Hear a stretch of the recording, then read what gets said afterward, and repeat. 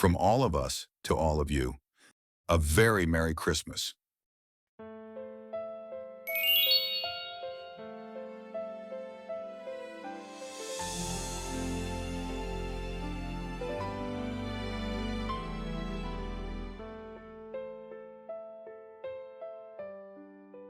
A Christmas Carol by Charles Dickens. Preface. I have endeavoured in this ghostly little book to raise the ghost of an idea which shall not put my readers out of humour with themselves, with each other, with the season, or with me. May it haunt their houses pleasantly, and no one wish to lay it. Their faithful friend and servant, Charles Dickens, December 1843. Stave 1. Marley's Ghost. Marley was dead to begin with. There is no doubt whatever about that. The register of his burial was signed by the clergyman, the clerk, the undertaker, and the chief mourner. Scrooge signed it, and Scrooge's name was good upon change for anything he chose to put his hand to. Old Marley was as dead as a doornail. Mind, I don't mean to say that I know of my own knowledge what there is particularly dead about a doornail. I might have been inclined myself to regard a coffin nail as the deadest piece of ironmongery in the trade, but the wisdom of our ancestors is in the simile, and my unhallowed hands shall not disturb it, or the country's done for. You will therefore permit me to repeat emphatically that Marley was as dead as a doornail. Scrooge knew he was dead. Of course he did. How could it be otherwise? Scrooge and he were partners for I don't know how many years. Scrooge was his sole executor, his sole administrator, his sole assign, his sole residuary legatee, his sole friend, and sole mourner. And even Scrooge was not so dreadfully cut up by the sad event, but that he was an excellent man of business on the very day of the funeral, and solemnized it with an undoubted bargain. The mention of Marley's funeral brings me back to the point I started from. There is no doubt that Marley was dead. This must be distinctly understood, or nothing wonderful can come of the story I am going to relate.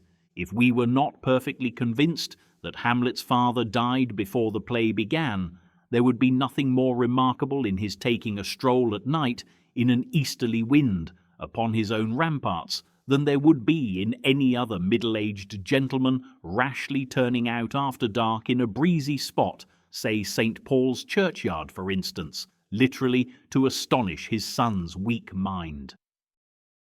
Scrooge never painted out old Marley's name. There it stood, years afterwards, above the warehouse door, Scrooge and Marley. The firm was known as Scrooge and Marley. Sometimes people new to the business called Scrooge, and sometimes Marley, but he answered to both names. It was all the same to him. Oh, but he was a tight-fisted hand at the grindstone, Scrooge, a squeezing, wrenching, grasping, scraping, clutching, covetous old sinner, hard and sharp as flint, from which no steel had ever struck out generous fire, secret and self-contained, and solitary as an oyster.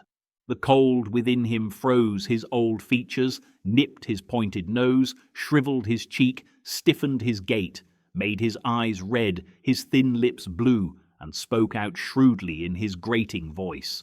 A frosty rime was on his head, and on his eyebrows, and his wiry chin. He carried his own low temperature always about with him. He iced his office in the dog days, and didn't thaw it 1 degree at Christmas.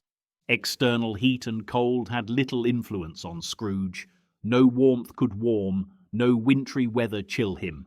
No wind that blew was bitterer than he, no falling snow was more intent upon its purpose, no pelting rain less open to entreaty.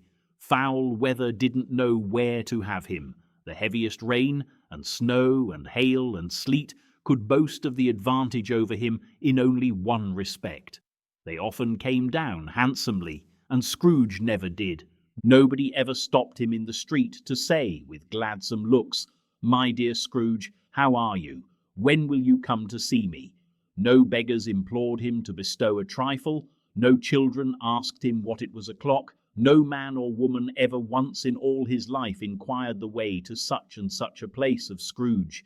Even the blind men's dogs appeared to know him, and when they saw him coming on, would tug their owners into doorways and up courts, and then would wag their tails, as though they said, "No eye at all is better than an evil eye, dark master."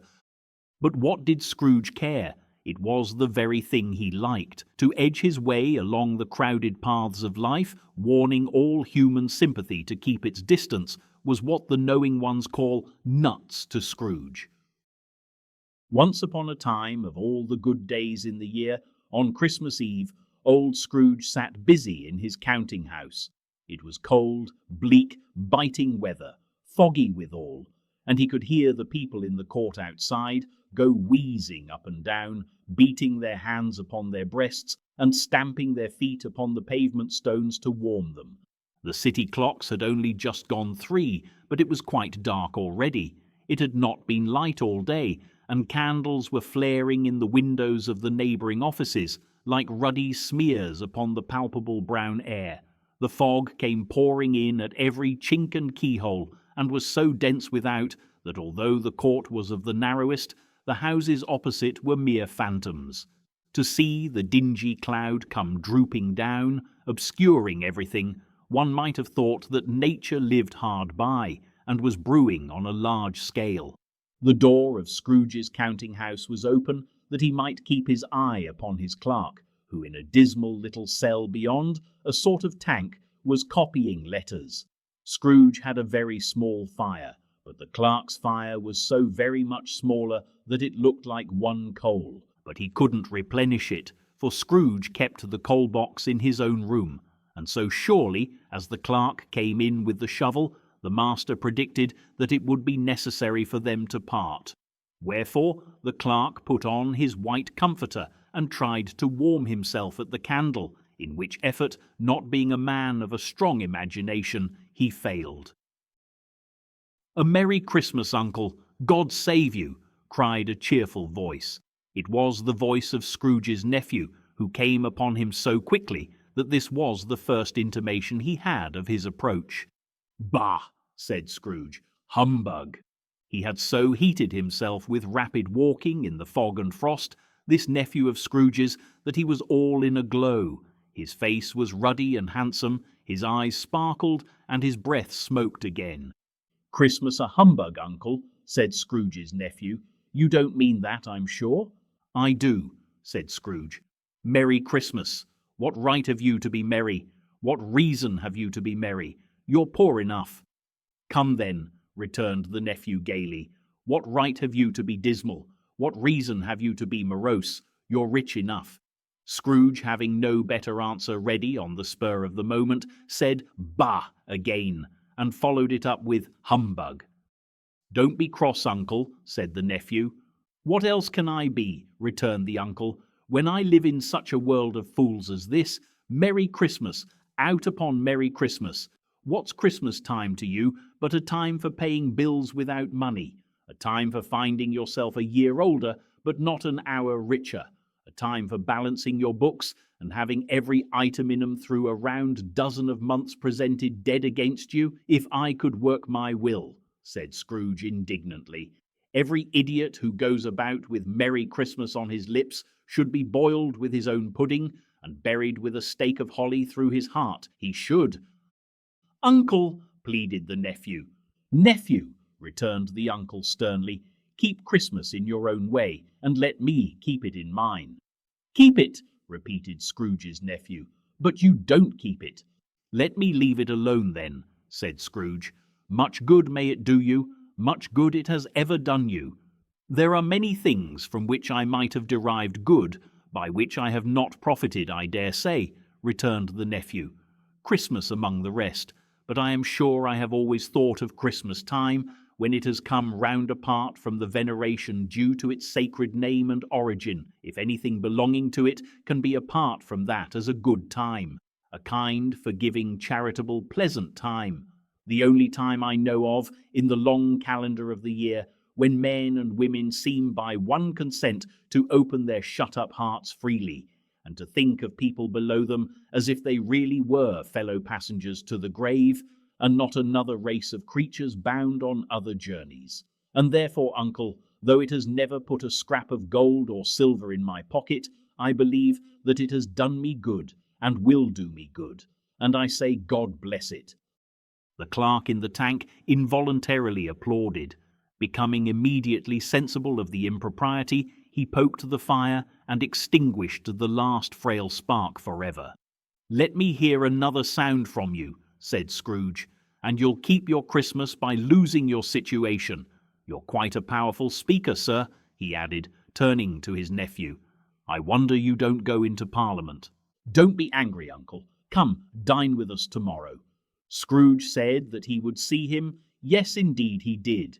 He went the whole length of the expression, and said that he would see him in that extremity first. "But why?" cried Scrooge's nephew. "Why?" "Why did you get married?" said Scrooge. "Because I fell in love." "Because you fell in love?" growled Scrooge, as if that were the only one thing in the world more ridiculous than a Merry Christmas. "Good afternoon." "Nay, uncle, but you never came to see me before that happened. Why give it as a reason for not coming now?" "Good afternoon," said Scrooge. "I want nothing from you. I ask nothing of you. Why can we not be friends?" "Good afternoon," said Scrooge. "I'm sorry with all my heart to find you so resolute. We have never had any quarrel to which I have been a party, but I have made the trial in homage to Christmas, and I'll keep my Christmas humour to the last. So a Merry Christmas, uncle." "Good afternoon," said Scrooge, "and a Happy New Year." "Good afternoon," said Scrooge. His nephew left the room without an angry word, notwithstanding. He stopped at the outer door to bestow the greetings of the season on the clerk, who, cold as he was warmer than Scrooge, for he returned them cordially. "There's another fellow," muttered Scrooge, who overheard him. "My clerk, with 15 shillings a week and a wife and family, talking about a Merry Christmas. I'll retire to Bedlam." This lunatic, in letting Scrooge's nephew out, had let 2 other people in. They were portly gentlemen, pleasant to behold, and now stood, with their hats off, in Scrooge's office. They had books and papers in their hands, and bowed to him. "Scrooge and Marley's, I believe," said one of the gentlemen, referring to his list. "Have I the pleasure of addressing Mr. Scrooge or Mr. Marley?" "Mr. Marley has been dead these 7 years," Scrooge replied. "He died 7 years ago, this very night." "We have no doubt his liberality is well represented by his surviving partner," said the gentleman, presenting his credentials. It certainly was, for they had been 2 kindred spirits. At the ominous word liberality, Scrooge frowned and shook his head and handed the credentials back. "At this festive season of the year, Mr. Scrooge," said the gentleman, taking up a pen, "it is more than usually desirable that we should make some slight provision for the poor and destitute who suffer greatly at the present time. Many thousands are in want of common necessaries. Hundreds of thousands are in want of common comforts, sir." "Are there no prisons?" asked Scrooge. "Plenty of prisons," said the gentleman, laying down the pen again. "And the union workhouses?" demanded Scrooge. "Are they still in operation?" "They are, still," returned the gentleman. "I wish I could say they were not." "The treadmill and the poor law are in full vigour, then?" said Scrooge. "Both very busy, sir." "Oh, I was afraid from what you said at first that something had occurred to stop them in their useful course," said Scrooge. "I'm very glad to hear it." "Under the impression that they scarcely furnish Christian cheer of mind or body to the multitude," returned the gentleman. "A few of us are endeavouring to raise a fund to buy the poor some meat and drink, and means of warmth. We choose this time because it is a time of all others when want is keenly felt, and abundance rejoices. What shall I put you down for?" "Nothing," Scrooge replied. "You wish to be anonymous?" "I wish to be left alone," said Scrooge. "Since you ask me what I wish, gentlemen, that is my answer. I don't make merry myself at Christmas, and I can't afford to make idle people merry. I help to support the establishments I have mentioned. They cost enough, and those who are badly off must go there. Many can't go there, and many would rather die. If they would rather die, said Scrooge, they had better do it and decrease the surplus population. Besides, excuse me, I don't know that. But you might know it, observed the gentleman. It's not my business, Scrooge returned. It's enough for a man to understand his own business and not to interfere with other people's. Mine occupies me constantly. Good afternoon, gentlemen. Seeing clearly that it would be useless to pursue their point, the gentleman withdrew. Scrooge resumed his labours with an improved opinion of himself and in a more facetious temper than was usual with him. Meanwhile, the fog and darkness thickened so that people ran about with flaring links, proffering their services to go before horses in carriages and conduct them on their way. The ancient tower of a church, whose gruff old bell was always peeping slyly down at Scrooge out of a Gothic window in the wall, became invisible and struck the hours and quarters in the clouds, with tremulous vibrations afterwards, as if its teeth were chattering in its frozen head up there. The cold became intense. In the main street, at the corner of the court, some labourers were repairing the gas pipes, and had lighted a great fire in a brazier, round which a party of ragged men and boys were gathered, warming their hands and winking their eyes before the blaze in rapture. The water plug being left in solitude, its overflowing sullenly congealed and turned to misanthropic ice. The brightness of the shops where holly sprigs and berries crackled in the lamp heat of the windows made pale faces ruddy as they passed. Poulterers' and grocers' trades became a splendid joke, a glorious pageant with which it was next to impossible to believe that such dull principles as bargain and sale had anything to do. The Lord Mayor, in the stronghold of the mighty mansion house, gave orders to his 50 cooks and butlers to keep Christmas as a Lord Mayor's household should, and even the little tailor, whom he had fined 5 shillings on the previous Monday for being drunk and bloodthirsty in the streets, stirred up tomorrow's pudding in his garret, while his lean wife and the baby sallied out to buy the beef. Foggier yet, and colder, piercing, searching, biting cold. If the good St. Dunstan had but nipped the evil spirit's nose with a touch of such weather as that, instead of using his familiar weapons, then indeed he would have roared to lusty purpose. The owner of one scant young nose, gnawed and mumbled by the hungry cold, as bones are gnawed by dogs, stooped down at Scrooge's keyhole to regale him with a Christmas carol. But at the first sound of "God bless you, merry gentlemen, may nothing you dismay," Scrooge seized the ruler with such energy of action that the singer fled in terror, leaving the keyhole to the fog and even more congenial frost. At length, the hour of shutting up the counting-house arrived. With an ill will, Scrooge dismounted from his stool and tacitly admitted the fact to the expectant clerk in the tank, who instantly snuffed his candle out and put on his hat. "You'll want all day tomorrow, I suppose," said Scrooge. "If quite convenient, sir." "It's not convenient," said Scrooge, "and it's not fair. If I was to stop half a crown for it, you'd think yourself ill-used, I'll be bound." The clerk smiled faintly. "And yet," said Scrooge, "you don't think me ill-used when I pay a day's wages for no work." The clerk observed that it was only once a year. "A poor excuse for picking a man's pocket every 25th of December," said Scrooge, buttoning his greatcoat to the chin. "But I suppose you must have the whole day. Be here all the earlier next morning." The clerk promised that he would, and Scrooge walked out with a growl. The office was closed in a twinkling, and the clerk, with the long ends of his white comforter dangling below his waist, for he boasted no great coat, went down a slide on Cornhill, at the end of a lane of boys, 20 times, in honour of its being Christmas Eve, and then ran home to Camden Town as hard as he could pelt, to play at blindman's buff. Scrooge took his melancholy dinner in his usual melancholy tavern, and having read all the newspapers and beguiled the rest of the evening with his banker's book, went home to bed. He lived in chambers which had once belonged to his deceased partner. They were a gloomy suite of rooms in a lowering pile of building up a yard where it had so little business to be that one could scarcely help fancying it must have run there when it was a young house, playing at hide-and-seek with other houses, and forgotten the way out again. It was old enough now, and dreary enough, for nobody lived in it but Scrooge, the other rooms being all let out as offices. The yard was so dark that even Scrooge, who knew its every stone, was fain to grope with his hands.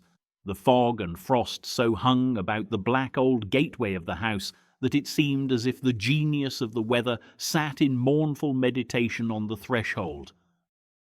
Now it is a fact that there was nothing at all particular about the knocker on the door, except that it was very large.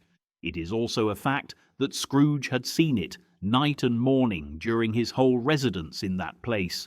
Also that Scrooge had as little of what is called fancy about him as any man in the city of London, even including, which is a bold word, the corporation, alderman, and livery. Let it also be borne in mind that Scrooge had not bestowed one thought on Marley since his last mention of his 7 years dead partner that afternoon.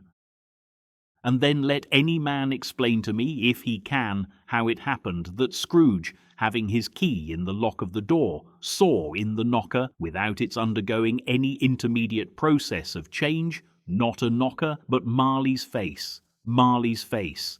It was not in impenetrable shadow as the other objects in the yard were, but had a dismal light about it, like a bad lobster in a dark cellar. It was not angry or ferocious, but looked at Scrooge as Marley used to look, with ghostly spectacles turned up on its ghostly forehead.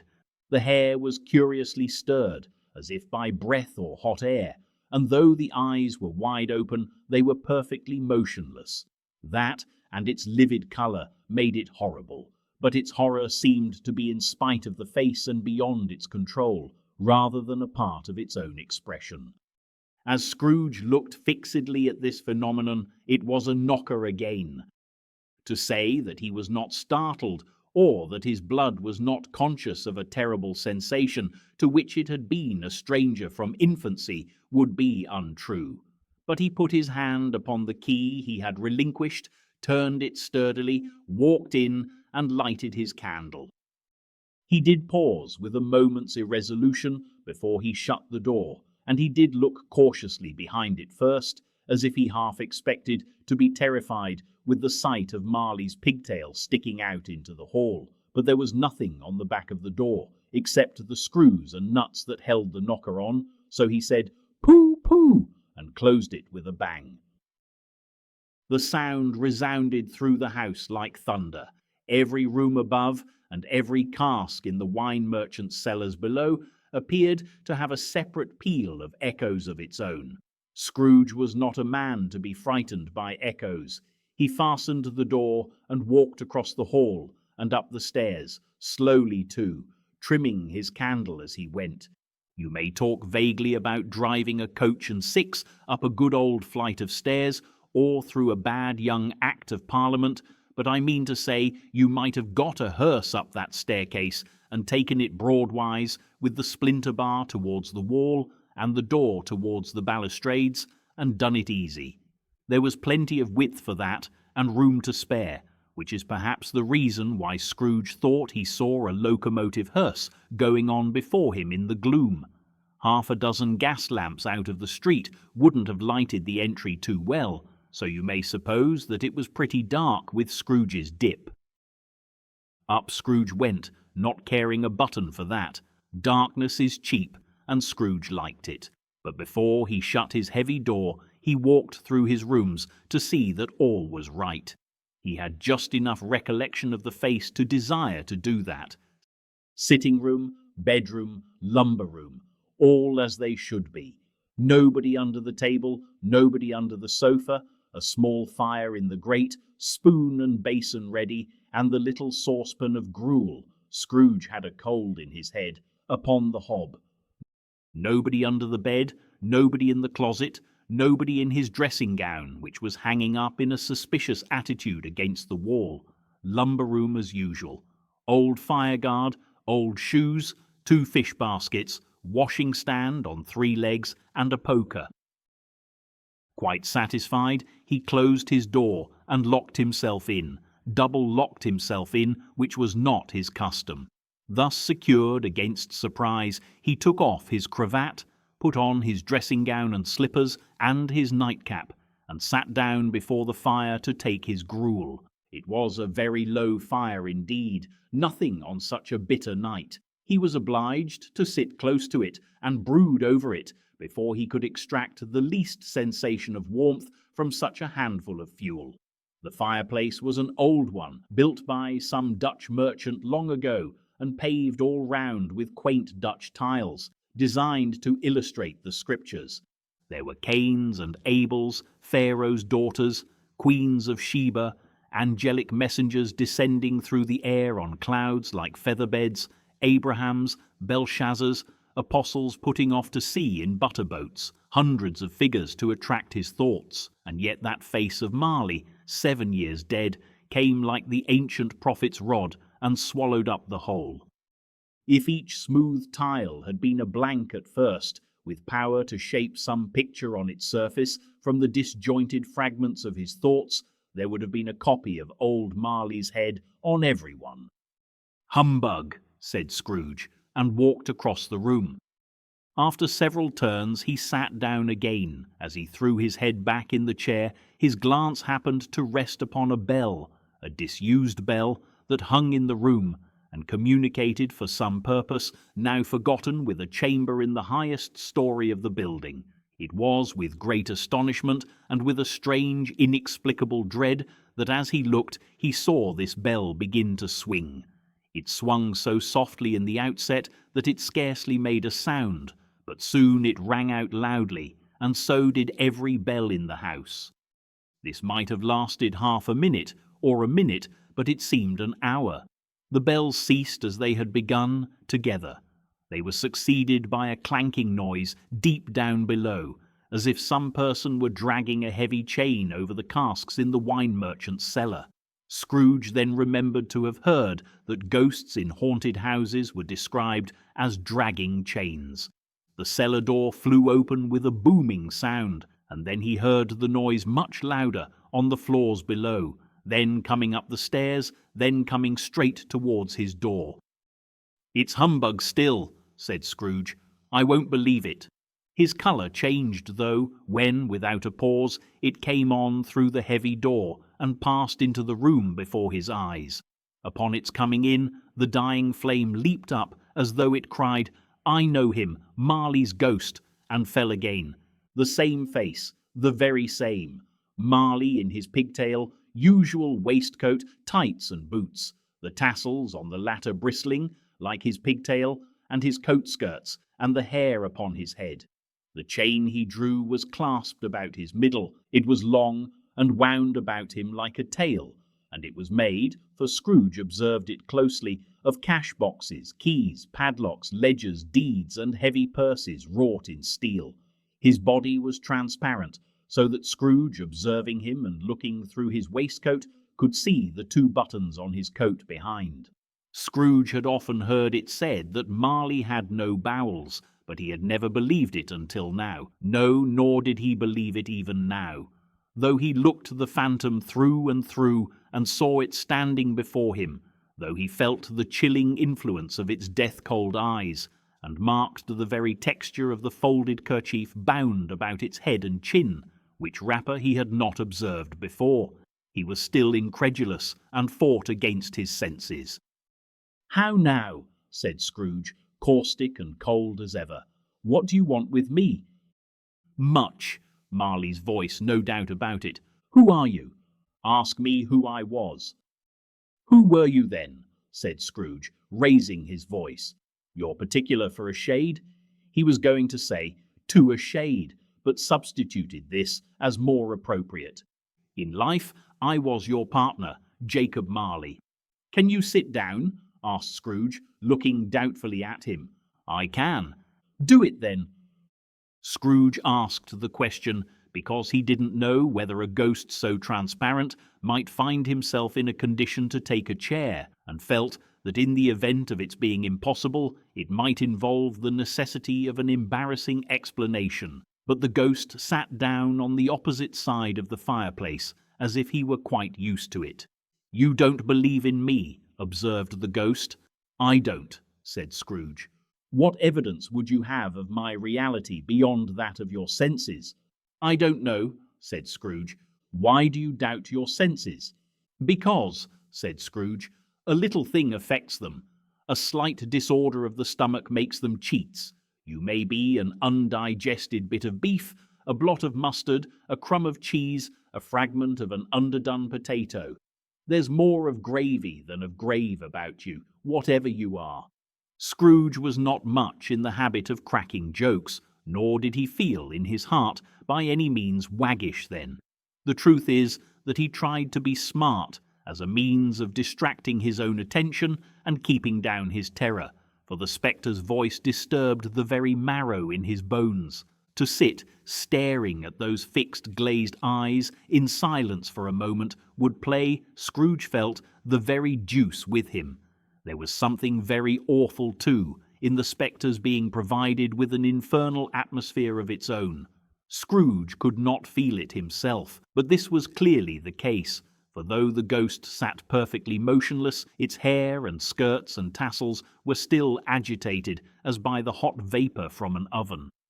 "You see this toothpick?" said Scrooge, returning quickly to the charge for the reason just assigned, and wishing, though it were only for a second, to divert the vision's stony gaze from himself. "I do," replied the ghost. "You are not looking at it," said Scrooge. "But I see it," said the ghost, "notwithstanding." "Well," returned Scrooge, "I have but to swallow this, and be for the rest of my days persecuted by a legion of goblins, all of my own creation. Humbug, I tell you, humbug." At this the spirit raised a frightful cry, and shook its chain with such a dismal and appalling noise that Scrooge held on tight to his chair to save himself from falling in a swoon. But how much greater was his horror when the phantom, taking off the bandage round its head, as if it were too warm to wear indoors, its lower jaw dropped down upon its breast. Scrooge fell upon his knees and clasped his hands before his face. "Mercy," he said. "Dreadful apparition, why do you trouble me?" "Man of the worldly mind," replied the ghost, "do you believe in me or not?" "I do," said Scrooge. "I must. But why do spirits walk the earth, and why do they come to me?" "It is required of every man," the ghost returned, "that the spirit within him should walk abroad among his fellowmen, and travel far and wide, and if that spirit goes not forth in life, it is condemned to do so after death. It is doomed to wander through the world, oh, woe is me, and witness what it cannot share, but might have shared on earth and turned to happiness." Again the spectre raised a cry, and shook its chain, and wrung its shadowy hands. "You are fettered," said Scrooge, trembling. "Tell me why." "I wear the chain I forged in life," replied the ghost. "I made it link by link, and yard by yard. I girded it on of my own free will, and of my own free will I wore it. Is its pattern strange to you?" Scrooge trembled more and more. "Or would you know," pursued the ghost, "the weight and length of the strong coil you bear yourself? It was full as heavy and as long as this 7 Christmas Eves ago. You have laboured on it since. It is a ponderous chain." Scrooge glanced about him on the floor, in the expectation of finding himself surrounded by some 50 or 60 fathoms of iron cable, but he could see nothing. "Jacob," he said imploringly, "old Jacob Marley, tell me more. Speak comfort to me, Jacob." "I have none to give," the ghost replied. "It comes from other regions, Ebenezer Scrooge, and is conveyed by other ministers to other kinds of men. Nor can I tell you what I would. A very little more is all permitted to me. I cannot rest, I cannot stay, I cannot linger anywhere. My spirit never walked beyond our counting-house mark me. In life, my spirit never roved beyond the narrow limits of our money-changing hole, and weary journeys lie before me. It was a habit with Scrooge, whenever he became thoughtful, to put his hands in his breeches pockets. Pondering on what the ghost had said, he did so now, but without lifting up his eyes or getting off his knees. "You must have been very slow about it, Jacob," Scrooge observed in a business-like manner, though with humility and deference. "Slow," the ghost repeated. "7 years dead," mused Scrooge, "and travelling all the time." "The whole time," said the ghost. "No rest, no peace, incessant torture of remorse." "You travel fast?" said Scrooge. "On the wings of the wind," replied the ghost. "You might have got over a great quantity of ground in 7 years," said Scrooge. The ghost, on hearing this, set up another cry, and clanked its chain so hideously in the dead silence of the night that the ward would have been justified in indicting it for a nuisance. "O captive bound and double-ironed," cried the phantom, "not to know that ages of incessant labour by immortal creatures, for this earth must pass into eternity before the good of which it is susceptible is all developed. Not to know that any Christian spirit working kindly in its little sphere, whatever it may be, will find its mortal life too short for its vast means of usefulness. Not to know that no space of regret can make amends for one life's opportunity misused. Yet such was I, oh, such was I." "But you were always a good man of business, Jacob," faltered Scrooge, who now began to apply this to himself. "Business!" cried the ghost, wringing its hands again. "Mankind was my business. The common welfare was my business. Charity, mercy, forbearance, and benevolence were all my business. The dealings of my trade were but a drop of water in the comprehensive ocean of my business. It held up its chain at arm's length, as if that were the cause of all its unavailing grief, and flung it heavily upon the ground again. At this time of the rolling year, the spectre said, I suffer most. Why did I walk through crowds of fellow beings with my eyes turned down, and never raise them to that blessed star which led the wise men to a poor abode? Were there no poor homes to which its light would have conducted me? Scrooge was very much dismayed to hear the spectre going on at this rate, and began to quake exceedingly. "Hear me," cried the ghost, "my time is nearly gone." "I will," said Scrooge, "but don't be hard upon me, don't be flowery, Jacob. Pray, how it is that I appear before you in a shape that you can see, I may not tell. I have sat invisible beside you many and many a day." It was not an agreeable idea. Scrooge shivered and wiped the perspiration from his brow. "That is no light part of my penance," pursued the ghost. "I am here tonight to warn you that you have yet a chance and hope of escaping my fate, a chance and hope of my procuring Ebenezer." "You were always a good friend to me," said Scrooge. "Thankee." "You will be haunted," resumed the ghost, "by 3 spirits. Scrooge's countenance fell almost as low as the ghost's had done. "Is that the chance and hope you mentioned, Jacob?" he demanded in a faltering voice. "It is." "I think I'd rather not," said Scrooge. "Without their visits," said the ghost, "you cannot hope to shun the path I tread. Expect the first tomorrow when the bell tolls 1.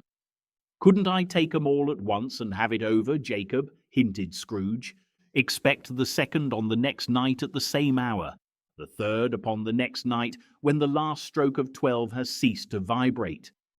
Look to see me no more, and look that, for your own sake, you remember what has passed between us." When it had said these words, the spectre took its wrapper from the table and bound it round its head as before. Scrooge knew this by the smart sound its teeth made when the jaws were brought together by the bandage. He ventured to raise his eyes again, and found his supernatural visitor confronting him in an erect attitude, with its chain wound over and about its arm. The apparition walked backward from him, and at every step it took, the window raised itself a little, so that when the spectre reached it, it was wide open.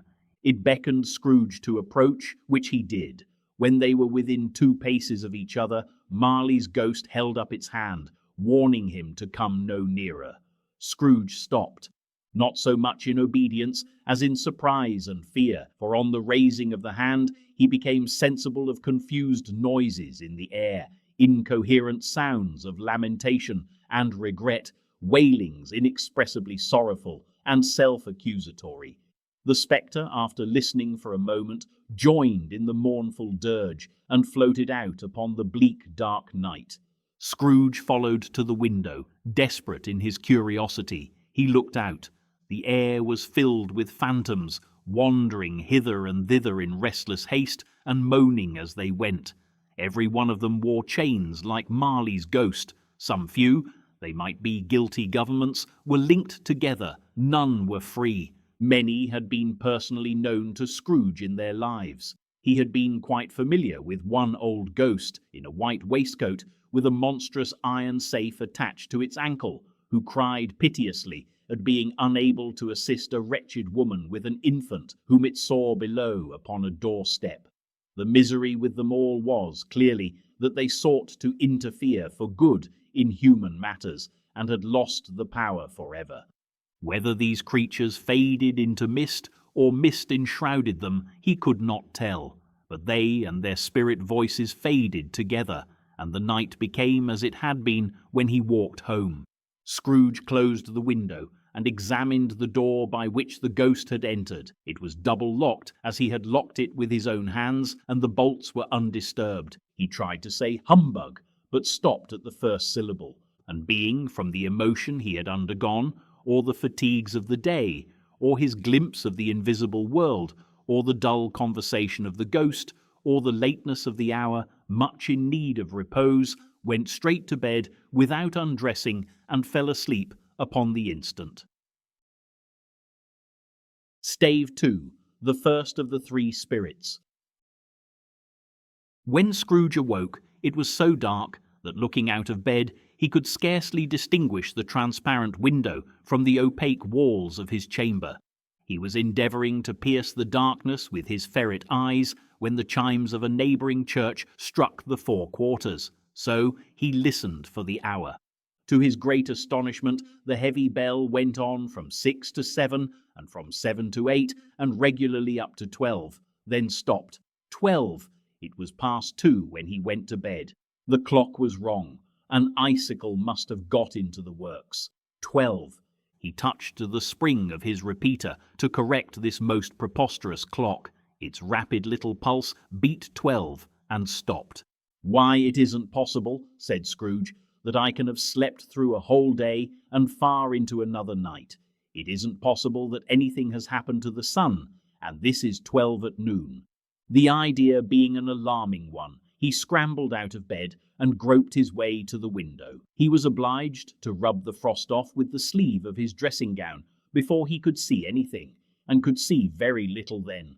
All he could make out was that it was still very foggy and extremely cold, and that there was no noise of people running to and fro and making a great stir, as there unquestionably would have been if night had beaten off bright day and taken possession of the world. This was a great relief, because 3 days after sight of this first of exchange, pay to Mr. Ebenezer Scrooge or his order, and so forth, would have become a mere United States' security if there were no days to count by.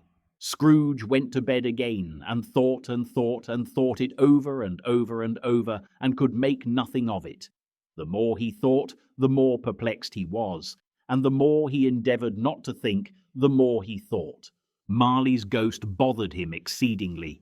Every time he resolved within himself, after mature inquiry, that it was all a dream, his mind flew back again, like a strong spring released, to its first position, and presented the same problem to be worked all through. Was it a dream or not? Scrooge lay in this state until the chime had gone 3 quarters more, when he remembered, on a sudden, that the ghost had warned him of a visitation when the bell tolled 1. He resolved to lie awake until the hour was past, and considering that he could no more go to sleep than go to heaven, this was perhaps the wisest resolution in his power. The quarter was so long that he was more than once convinced he must have sunk into a doze unconsciously and missed the clock. At length it broke upon his listening ear. "Ding dong! 1/4 past," said Scrooge, counting. "Ding dong! 1/2 past," said Scrooge. "Ding dong! 1/4 to it," said Scrooge. "Ding dong!" "The hour itself," said Scrooge triumphantly, "and nothing else." He spoke before the hour bell sounded, which it now did with a deep, dull, hollow melancholy. 1. Light flashed up in the room upon the instant, and the curtains of his bed were drawn. The curtains of his bed were drawn aside, I tell you, by a hand, not the curtains at his feet, nor the curtains at his back, but those to which his face was addressed. The curtains of his bed were drawn aside, and Scrooge, starting up into a half-recumbent attitude, found himself face to face with the unearthly visitor who drew them. As close to it as I am now to you, and I am standing in the spirit at your elbow. It was a strange figure, like a child, yet not so like a child as like an old man, viewed through some supernatural medium, which gave him the appearance of having receded from the view, and being diminished to a child's proportions. Its hair, which hung about its neck and down its back, was white as if with age, and yet the face had not a wrinkle in it, and the tenderest bloom was on the skin. The arms were very long and muscular, the hands the same, as if its hold were of uncommon strength. Its legs and feet, most delicately formed, were, like those upper members, bare. It wore a tunic of the purest white, and round its waist was bound a lustrous belt, the sheen of which was beautiful.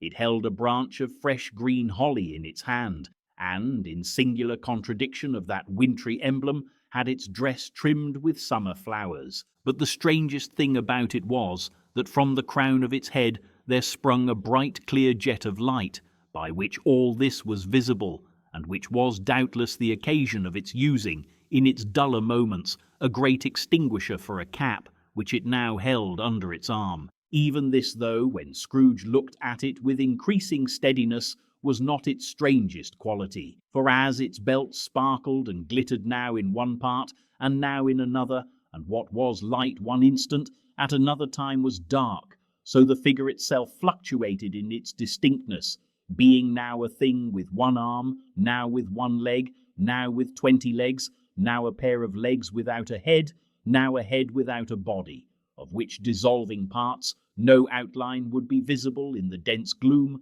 wherein they melted away. And in the very wonder of this, it would be itself again, distinct and clear as ever.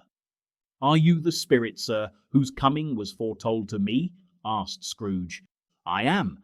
The voice was soft and gentle, singularly low, as if instead of being so close beside him, it were at a distance. "Who and what are you?" Scrooge demanded. "I am the ghost of Christmas past." "Long past?" inquired Scrooge, observant of its dwarfish stature. "No, your past." Perhaps Scrooge could not have told anybody why, if anybody could have asked him, but he had a special desire to see the spirit in his cap, and begged him to be covered. "What!" exclaimed the ghost. "Would you so soon put out with worldly hands the light I give? Is it not enough that you are one of those whose passions made this cap, and force me through whole trains of years to wear it low upon my brow?" Scrooge reverently disclaimed all intention to offend, or any knowledge of having wilfully bonneted the spirit at any period of his life. He then made bold to inquire what business brought him there. "Your welfare," said the ghost. Scrooge expressed himself much obliged, but could not help thinking that a night of unbroken rest would have been more conducive to that end. The spirit must have heard him thinking, for it said immediately, "Your reclamation, then. Take heed." It put out its strong hand as it spoke, and clasped him gently by the arm. "Rise and walk with me." It would have been in vain for Scrooge to plead that the weather and the hour were not adapted to pedestrian purposes. That bed was warm, and the thermometer a long way below freezing, that he was clad but lightly in his slippers, dressing gown and nightcap, and that he had a cold upon him at that time.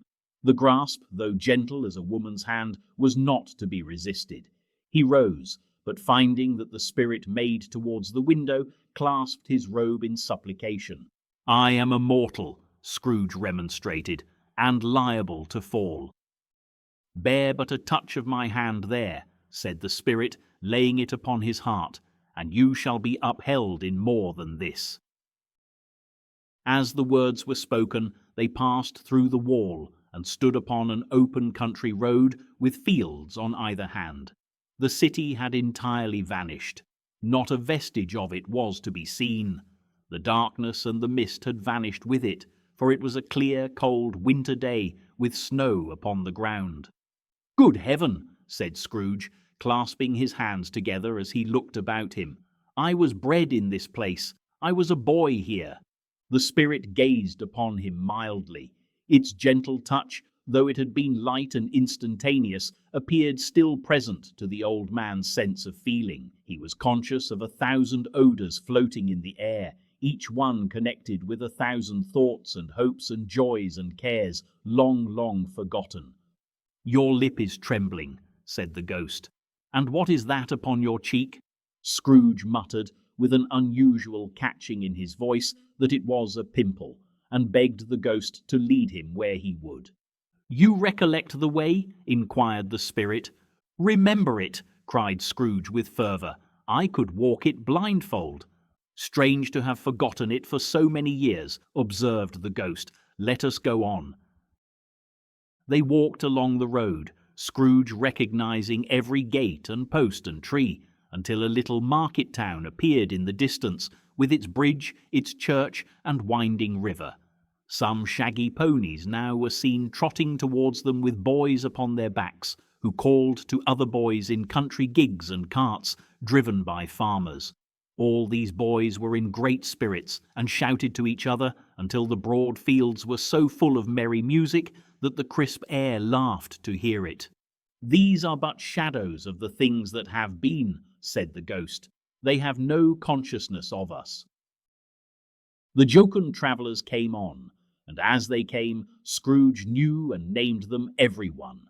Why was he rejoiced beyond all bounds to see them? Why did his cold eye glisten, and his heart leap up as they went past? Why was he filled with gladness when he heard them give each other Merry Christmas as they parted at crossroads and byways for their several homes? What was Merry Christmas to Scrooge? Out upon Merry Christmas. What good had it ever done to him? "The school is not quite deserted," said the ghost. "A solitary child, neglected by his friends, is left there still." Scrooge said he knew it, and he sobbed. They left the high road by a well-remembered lane, and soon approached a mansion of dull red brick with a little weathercock-surmounted cupola on the roof and a bell hanging in it. It was a large house, but one of broken fortunes, for the spacious offices were little used, their walls were damp and mossy, their windows broken, and their gates decayed. Fowls clucked and strutted in the stables, and the coach-houses and sheds were overrun with grass. Nor was it more retentive of its ancient state within, for entering the dreary hall and glancing through the open doors of many rooms, they found them poorly furnished, cold, and vast. There was an earthy savour in the air, a chilly bareness in the place, which associated itself somehow with too much getting up by candlelight and not too much to eat. They went, the ghost and Scrooge, across the hall to a door at the back of the house. It opened before them and disclosed a long, bare, melancholy room, made barer still by lines of plain deal forms and desks. At one of these, a lonely boy was reading near a feeble fire, and Scrooge sat down upon a form and wept to see his poor forgotten self as he used to be.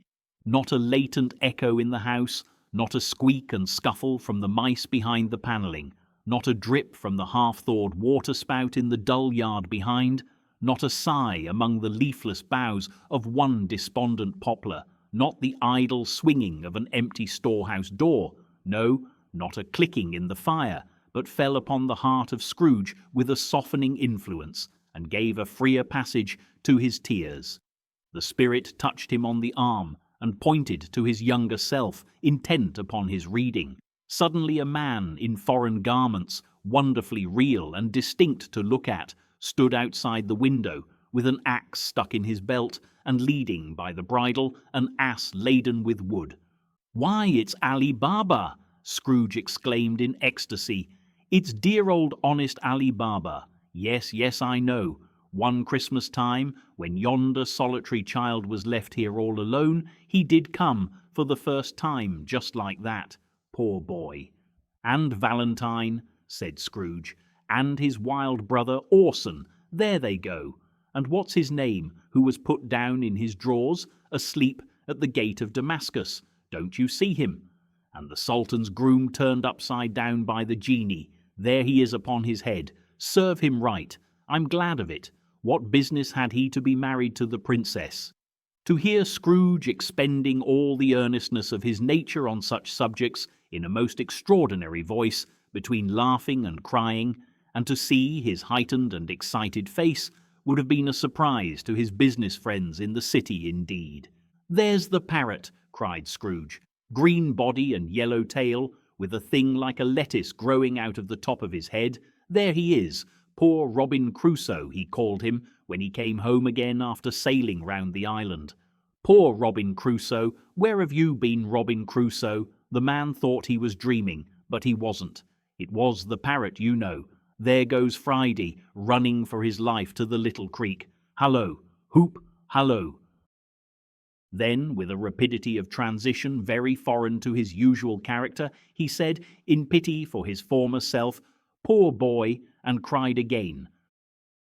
"I wish," Scrooge muttered, putting his hand in his pocket and looking about him, after drying his eyes with his cuff. "But it's too late now." "What is the matter?" asked the spirit. "Nothing," said Scrooge. "Nothing. There was a boy singing a Christmas carol at my door last night. I should like to have given him something, that's all." The ghost smiled thoughtfully and waved its hand, saying as it did so, "Let us see another Christmas." Scrooge's former self grew larger at the words, and the room became a little darker and more dirty. The panels shrunk, the windows cracked, fragments of plaster fell out of the ceiling, and the naked laths were shown instead. But how all this was brought about, Scrooge knew no more than you do. He only knew that it was quite correct, that everything had happened so, that there he was, alone again, when all the other boys had gone home for the jolly holidays. He was not reading now, but walking up and down despairingly. Scrooge looked at the ghost, and with a mournful shaking of his head, glanced anxiously towards the door. It opened, and a little girl, much younger than the boy, came darting in, and putting her arms about his neck, and often kissing him, addressed him as her dear, dear brother. "I have come to bring you home, dear brother," said the child, clapping her tiny hands and bending down to laugh. "To bring you home, home, home." "Home, little Fan?" returned the boy. "Yes," said the child, brimful of glee. "Home for good and all. Home for ever and ever. Father is so much kinder than he used to be that home's like heaven. He spoke so gently to me one dear night when I was going to bed that I was not afraid to ask him once more if you might come home, and he said, 'Yes, you should,' and sent me in a coach to bring you, and you're to be a man," said the child, opening her eyes, "and are never to come back here, but first we're to be together all the Christmas long, and have the merriest time in all the world." "You are quite a woman, little Fan," exclaimed the boy. She clapped her hands and laughed, and tried to touch his head, but being too little, laughed again, and stood on tiptoe to embrace him. Then she began to drag him, in her childish eagerness, towards the door, and he, nothing loth to go, accompanied her. A terrible voice in the hall cried, "Bring down Master Scrooge's box there," and in the hall appeared the schoolmaster himself, who glared on Master Scrooge with a ferocious condescension, and threw him into a dreadful state of mind by shaking hands with him. He then conveyed him and his sister into the veriest old well of a shivering best parlour that ever was seen, where the maps upon the wall and the celestial and terrestrial globes in the windows were waxy with cold. Here he produced a decanter of curiously light wine and a block of curiously heavy cake, and administered instalments of those dainties to the young people, at the same time sending out a meagre servant to offer a glass of something to the postboy, who answered that he thanked the gentleman, but if it was the same tap as he had tasted before, he had rather not. Master Scrooge's trunk being by this time tied onto the top of the chaise, the children bade the schoolmaster good-bye right willingly, and getting into it, drove gaily down the garden sweep, the quick wheels dashing the hoar-frost and snow from off the dark leaves of the evergreens like spray. Always a delicate creature whom a breath might have withered, said the ghost, but she had a large heart. So she had, cried Scrooge. You're right. I will not gainsay it, spirit. God forbid. She died a woman, said the ghost, and had, as I think, children. One child, Scrooge returned. True, said the ghost. Your nephew. Scrooge seemed uneasy in his mind, and answered briefly, yes. Although they had but that moment left the school behind them, they were now in the busy thoroughfares of a city, where shadowy passengers passed and repassed, where shadowy carts and coaches battled for the way, and all the strife and tumult of a real city were. It was made plain enough by the dressing of the shops that here too it was Christmas time again, but it was evening, and the streets were lighted up.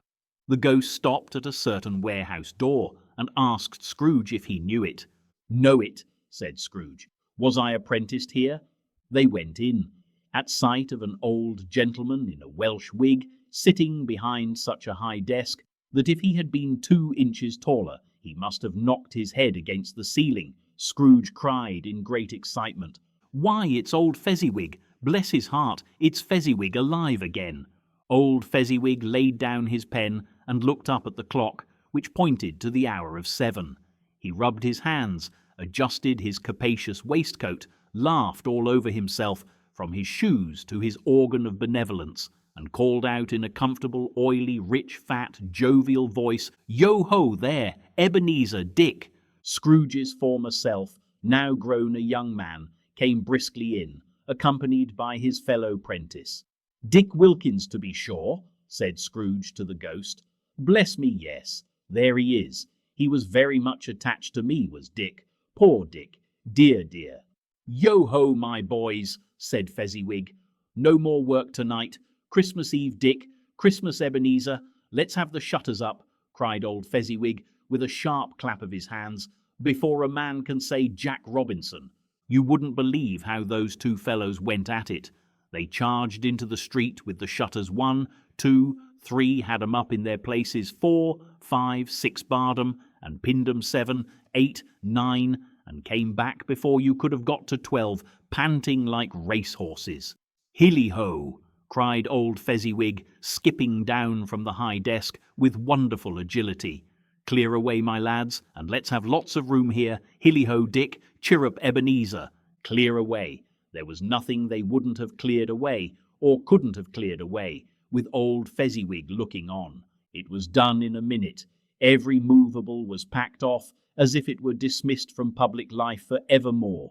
The floor was swept and watered, the lamps were trimmed, fuel was heaped upon the fire, and the warehouse was as snug and warm and dry and bright a ballroom as you would desire to see upon a winter's night. In came a fiddler with a music book, and went up to the lofty desk, and made an orchestra of it, and tuned like 50 stomachaches. In came Mrs. Fezziwig, one vast substantial smile. In came the 3 Miss Fezziwigs, beaming and lovable. In came the 6 young followers whose hearts they broke. In came all the young men and women employed in the business. In came the housemaid, with her cousin, the baker. In came the cook, with her brother's particular friend, the milkman. In came the boy from over the way, who was suspected of not having board enough from his master, trying to hide himself behind the girl from next door, but one who was proved to have had her ears pulled by her mistress. In they all came, one after another, some shyly, some boldly, some gracefully, some awkwardly, some pushing, some pulling. In they all came, anyhow and everyhow. Away they all went, 20 couple at once, hands half round and back again the other way, down the middle and up again, round and round in various stages of affectionate grouping, old top couple always turning up in the wrong place, new top couple starting off again as soon as they got there, all top couples at last, and not a bottom one to help them. When this result was brought about, old Fezziwig, clapping his hands to stop the dance, cried out, "Well done!" and the fiddler plunged his hot face into a pot of porter, especially provided for that purpose. But scorning rest upon his reappearance, he instantly began again, though there were no dancers yet, as if the other fiddler had been carried home, exhausted, on a shutter, and he were a brand new man resolved to beat him out of sight or perish.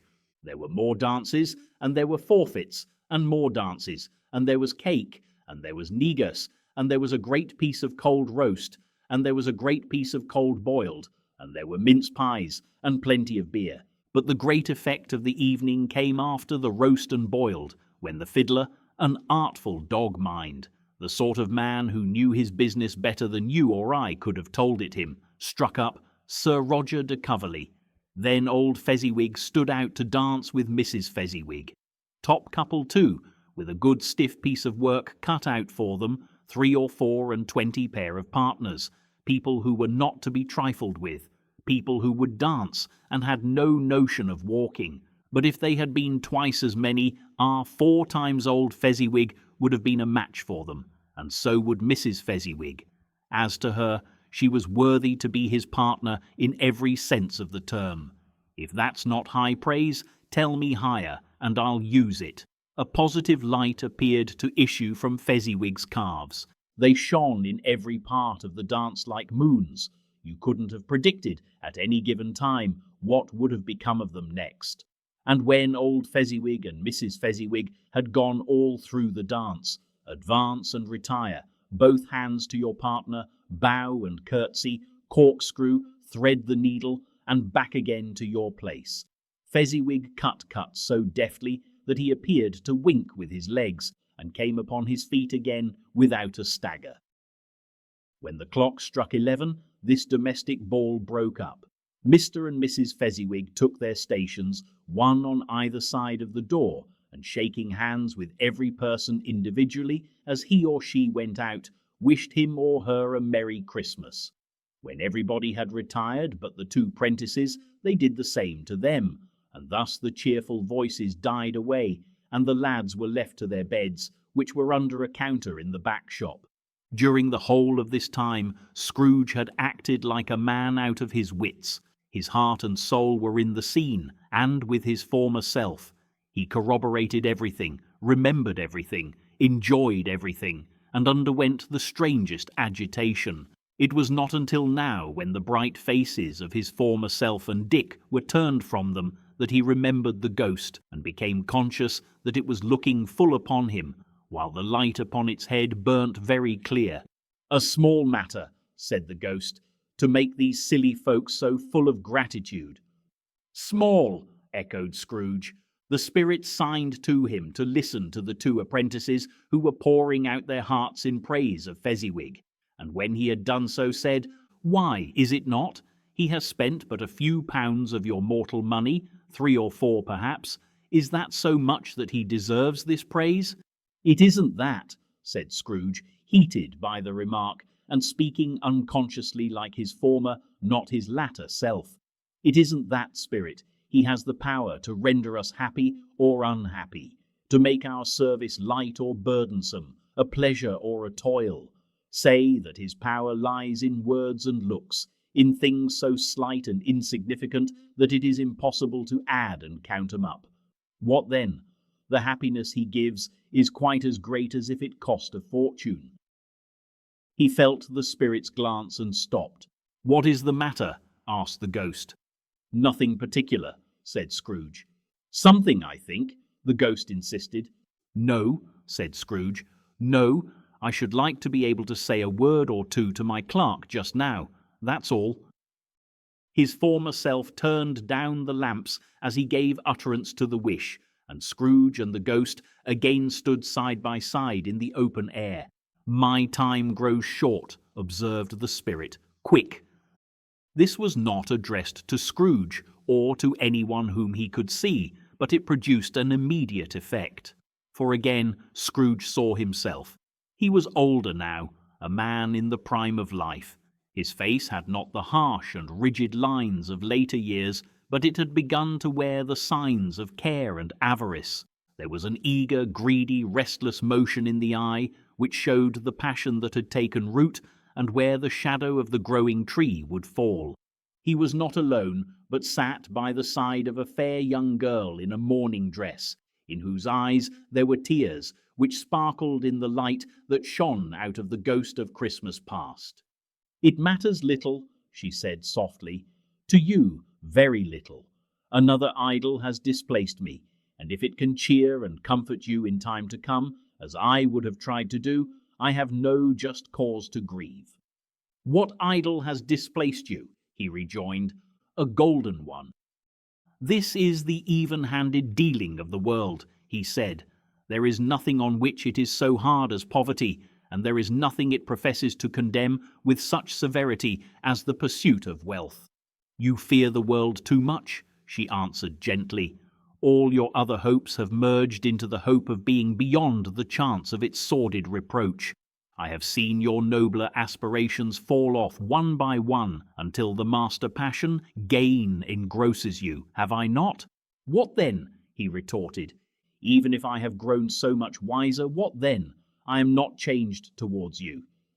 She shook her head. "Am I? Our contract is an old one. It was made when we were both poor and content to be so, until in good season we could improve our worldly fortune by our patient industry. You are changed. When it was made, you were another man." "I was a boy," he said impatiently. "Your own feeling tells you that you were not what you are," she returned. "I am. That which promised happiness when we were one in heart is fraught with misery now that we are two. How often and how keenly I have thought of this, I will not say. It is enough that I have thought of it and can release you." "Have I ever sought release? In words? No, never." "In what then?" "In a changed nature, in an altered spirit, in another atmosphere of life, another hope as its great end, in everything that made my love of any worth or value in your sight. If this had never been between us," said the girl, looking mildly but with steadiness upon him, "tell me, would you seek me out and try to win me now? Ah, no." He seemed to yield to the justice of this supposition, in spite of himself, but he said with a struggle, "You think not?" "I would gladly think otherwise if I could," she answered. "Heaven knows. When I have learned a truth like this, I know how strong and irresistible it must be. But if you were free today, tomorrow, yesterday, can even I believe that you would choose a dowerless girl, you who, in your very confidence with her, weigh everything by gain? Or, choosing her, if for a moment you were false enough to your one guiding principle to do so, do I not know that your repentance and regret would surely follow? I do, and I release you, with a full heart, for the love of him you once were." He was about to speak, but with her head turned from him, she resumed. "You may, the memory of what is past half makes me hope you will have pain in this, a very, very brief time, and you will dismiss the recollection of it gladly as an unprofitable dream, from which it happened well that you awoke. May you be happy in the life you have chosen." She left him, and they parted. "Spirit," said Scrooge, "show me no more. Conduct me home. Why do you delight to torture me?" "One shadow more!" exclaimed the ghost. "No more!" cried Scrooge. "No more! I don't wish to see it. Show me no more." But the relentless ghost pinioned him in both his arms and forced him to observe what happened next. They were in another scene and place, a room, not very large or handsome, but full of comfort. Near to the winter fire sat a beautiful young girl, so like that last that Scrooge believed it was the same until he saw her, now a comely matron, sitting opposite her daughter. The noise in this room was perfectly tumultuous, for there were more children there than Scrooge in his agitated state of mind could count, and unlike the celebrated herd in the poem, they were not 40 children conducting themselves like one, but every child was conducting itself like 40. The consequences were uproarious beyond belief, but no one seemed to care. On the contrary, the mother and daughter laughed heartily and enjoyed it very much, and the latter, soon beginning to mingle in the sports, got pillaged by the young brigands most ruthlessly. What would I not have given to be one of them? Though I never could have been so rude, no, I wouldn't for the wealth of all the world have crushed that braided hair and torn it down, and for the precious little shoe I wouldn't have plucked it off, God bless my soul, to save my life. As to measuring her waist in sport, as they did, bold young brood, I couldn't have done it. I should have expected my arm to have grown round it for a punishment and never come straight again. And yet I should have dearly liked, I own, to have touched her lips, to have questioned her, that she might have opened them, to have looked upon the lashes of her downcast eyes, and never raised a blush, to have let loose waves of hair, an inch of which would be a keepsake beyond price. In short, I should have liked, I do confess, to have had the lightest license of a child, and yet to have been man enough to know its value. But now a knocking at the door was heard, and such a rush immediately ensued that she, with laughing face and plundered dress, was borne towards it, the centre of a flushed and boisterous group, just in time to greet the father, who came home attended by a man laden with Christmas toys and presents. Then the shouting and the struggling, and the onslaught that was made on the defenceless porter, the scaling him with chairs for ladders to dive into his pockets, despoil him of brown paper parcels, hold on tight by his cravat, hug him round his neck, pommel his back, and kick his legs in irrepressible affection. The shouts of wonder and delight with which the development of every package was received, the terrible announcement that the baby had been taken in the act of putting a doll's frying pan into his mouth, and was more than suspected of having swallowed a fictitious turkey glued on a wooden platter, the immense relief of finding this a false alarm, the joy and gratitude and ecstasy, they are all indescribable alike. It is enough that by degrees the children and their emotions got out of the parlour, and by one stair at a time up to the top of the house, where they went to bed, and so subsided. And now Scrooge looked on more attentively than ever, when the master of the house, having his daughter leaning fondly on him, sat down with her and her mother at his own fireside, and when he thought that such another creature, quite as graceful and as full of promise, might have called him father, and been a springtime in the haggard winter of his life, his sight grew very dim indeed. "Belle," said the husband, turning to his wife with a smile, "I saw an old friend of yours this afternoon. Who was it?" "Guess." "How can I? Tut, don't I know?" she added in the same breath, laughing as he laughed. "Mr. Scrooge. Mr. Scrooge it was. I passed his office window, and as it was not shut up, and he had a candle inside, I could scarcely help seeing him. His partner lies upon the point of death, I hear, and there he sat alone, quite alone in the world, I do believe." "Spirit," said Scrooge in a broken voice, "remove me from this place." "I told you these were shadows of the things that have been," said the ghost, "that they are what they are. Do not blame me." "Remove me!" Scrooge exclaimed. "I cannot bear it."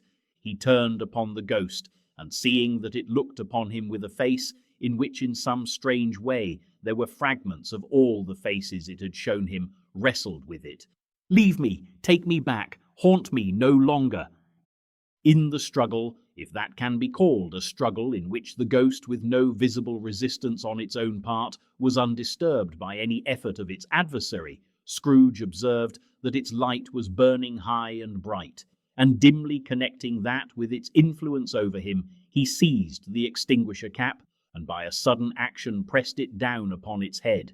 The spirit dropped beneath it, so that the extinguisher covered its whole form, but though Scrooge pressed it down with all his force, he could not hide the light, which streamed from under it in an unbroken flood upon the ground. He was conscious of being exhausted and overcome by an irresistible drowsiness, and further, of being in his own bedroom. He gave the cap a parting squeeze, in which his hand relaxed, and had barely time to reel to bed before he sank into a heavy sleep.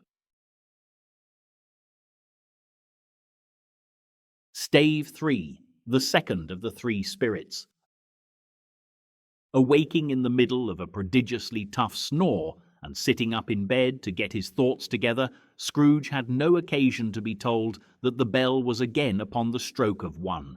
He felt that he was restored to consciousness in the right nick of time, for the especial purpose of holding a conference with the second messenger dispatched to him through Jacob Marley's intervention. But finding that he turned uncomfortably cold when he began to wonder which of his curtains this new spectre would draw back, he put them every one aside with his own hands, and lying down again, established a sharp lookout all round the bed, for he wished to challenge the spirit on the moment of its appearance, and did not wish to be taken by surprise and made nervous. Gentlemen of the free and easy sort, who plume themselves on being acquainted with a move or two, and being usually equal to the time of day, express the wide range of their capacity for adventure by observing that they are good for anything from pitch and toss to manslaughter, between which opposite extremes, no doubt, there lies a tolerably wide and comprehensive range of subjects. Without venturing for Scrooge quite as hardily as this, I don't mind calling on you to believe that he was ready for a good broad field of strange appearances, and that nothing between a baby and rhinoceros would have astonished him very much. Now, being prepared for almost anything, he was not by any means prepared for nothing, and consequently, when the bell struck 1 and no shape appeared, he was taken with a violent fit of trembling. 5 minutes, 10 minutes, a quarter of an hour went by, yet nothing came. All this time he lay upon his bed, the very core and centre of a blaze of ruddy light which streamed upon it when the clock proclaimed the hour, and which, being only light, was more alarming than a dozen ghosts, as he was powerless to make out what it meant or would be at, and was sometimes apprehensive that he might be, at that very moment, an interesting case of spontaneous combustion, without having the consolation of knowing it. At last, however, he began to think, as you or I would have thought at first, for it is always the person not in the predicament who knows what ought to have been done in it, and would unquestionably have done it too. At last, I say, he began to think that the source and secret of this ghostly light might be in the adjoining room, from whence, on further tracing it, it seemed to shine. This idea taking full possession of his mind, he got up softly and shuffled in his slippers to the door. The moment Scrooge's hand was on the lock, a strange voice called him by his name and bade him enter. He obeyed. It was his own room. There was no doubt about that, but it had undergone a surprising transformation. The walls and ceiling were so hung with living green that it looked a perfect grove, from every part of which bright gleaming berries glistened. The crisp leaves of holly, mistletoe, and ivy reflected back the light, as if so many little mirrors had been scattered there, and such a mighty blaze went roaring up the chimney, as that dull petrification of a hearth had never known in Scrooge's time, or Marley's, or for many and many a winter season gone. Heaped up on the floor, to form a kind of throne, were turkeys, geese, game, poultry, brawn, great joints of meat, sucking pigs, long wreaths of sausages, mince pies, plum puddings, barrels of oysters, red-hot chestnuts, cherry-cheeked apples, juicy oranges, luscious pears, immense twelfth cakes, and seething bowls of punch that made the chamber dim with their delicious steam. In easy state upon this couch there sat a jolly giant, glorious to see, who bore a glowing torch, in shape not unlike Plenty's horn, and held it up, high up, to shed its light on Scrooge, as he came peeping round the door. "Come in," exclaimed the ghost. "Come in and know me better, man." Scrooge entered timidly and hung his head before this spirit. He was not the dogged Scrooge he had been, and though the spirit's eyes were clear and kind, he did not like to meet them.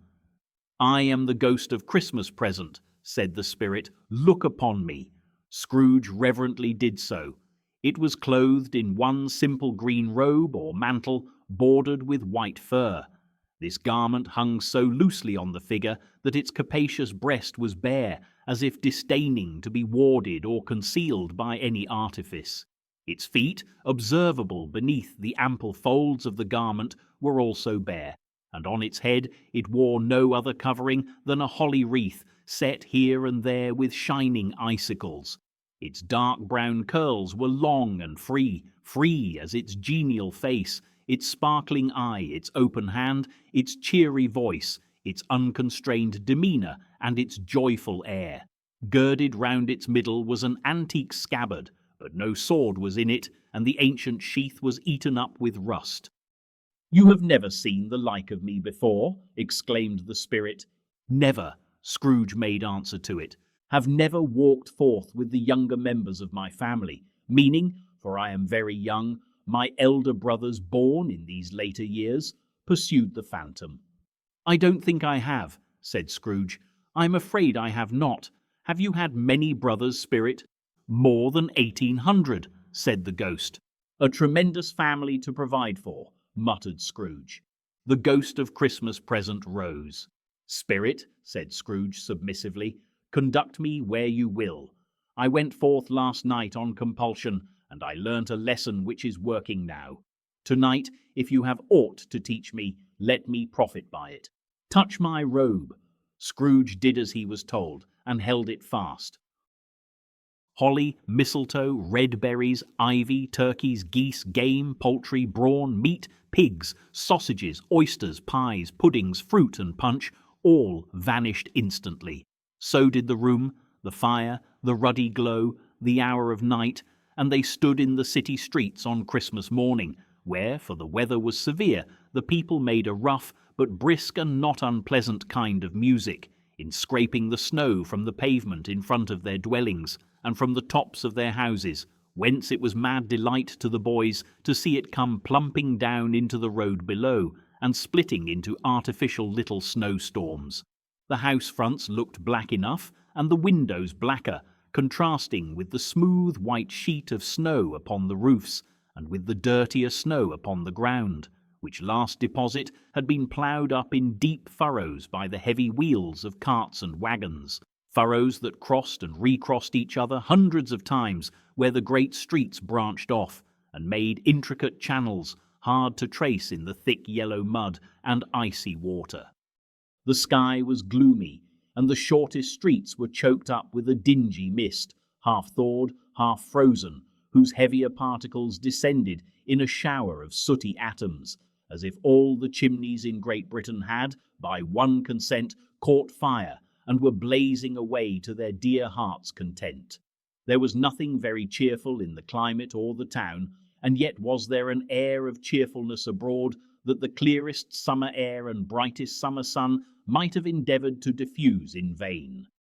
For the people who were shovelling away on the housetops were jovial and full of glee, calling out to one another from the parapets, and now and then exchanging a facetious snowball better-natured missile far than many a wordy jest, laughing heartily if it went right, and not less heartily if it went wrong.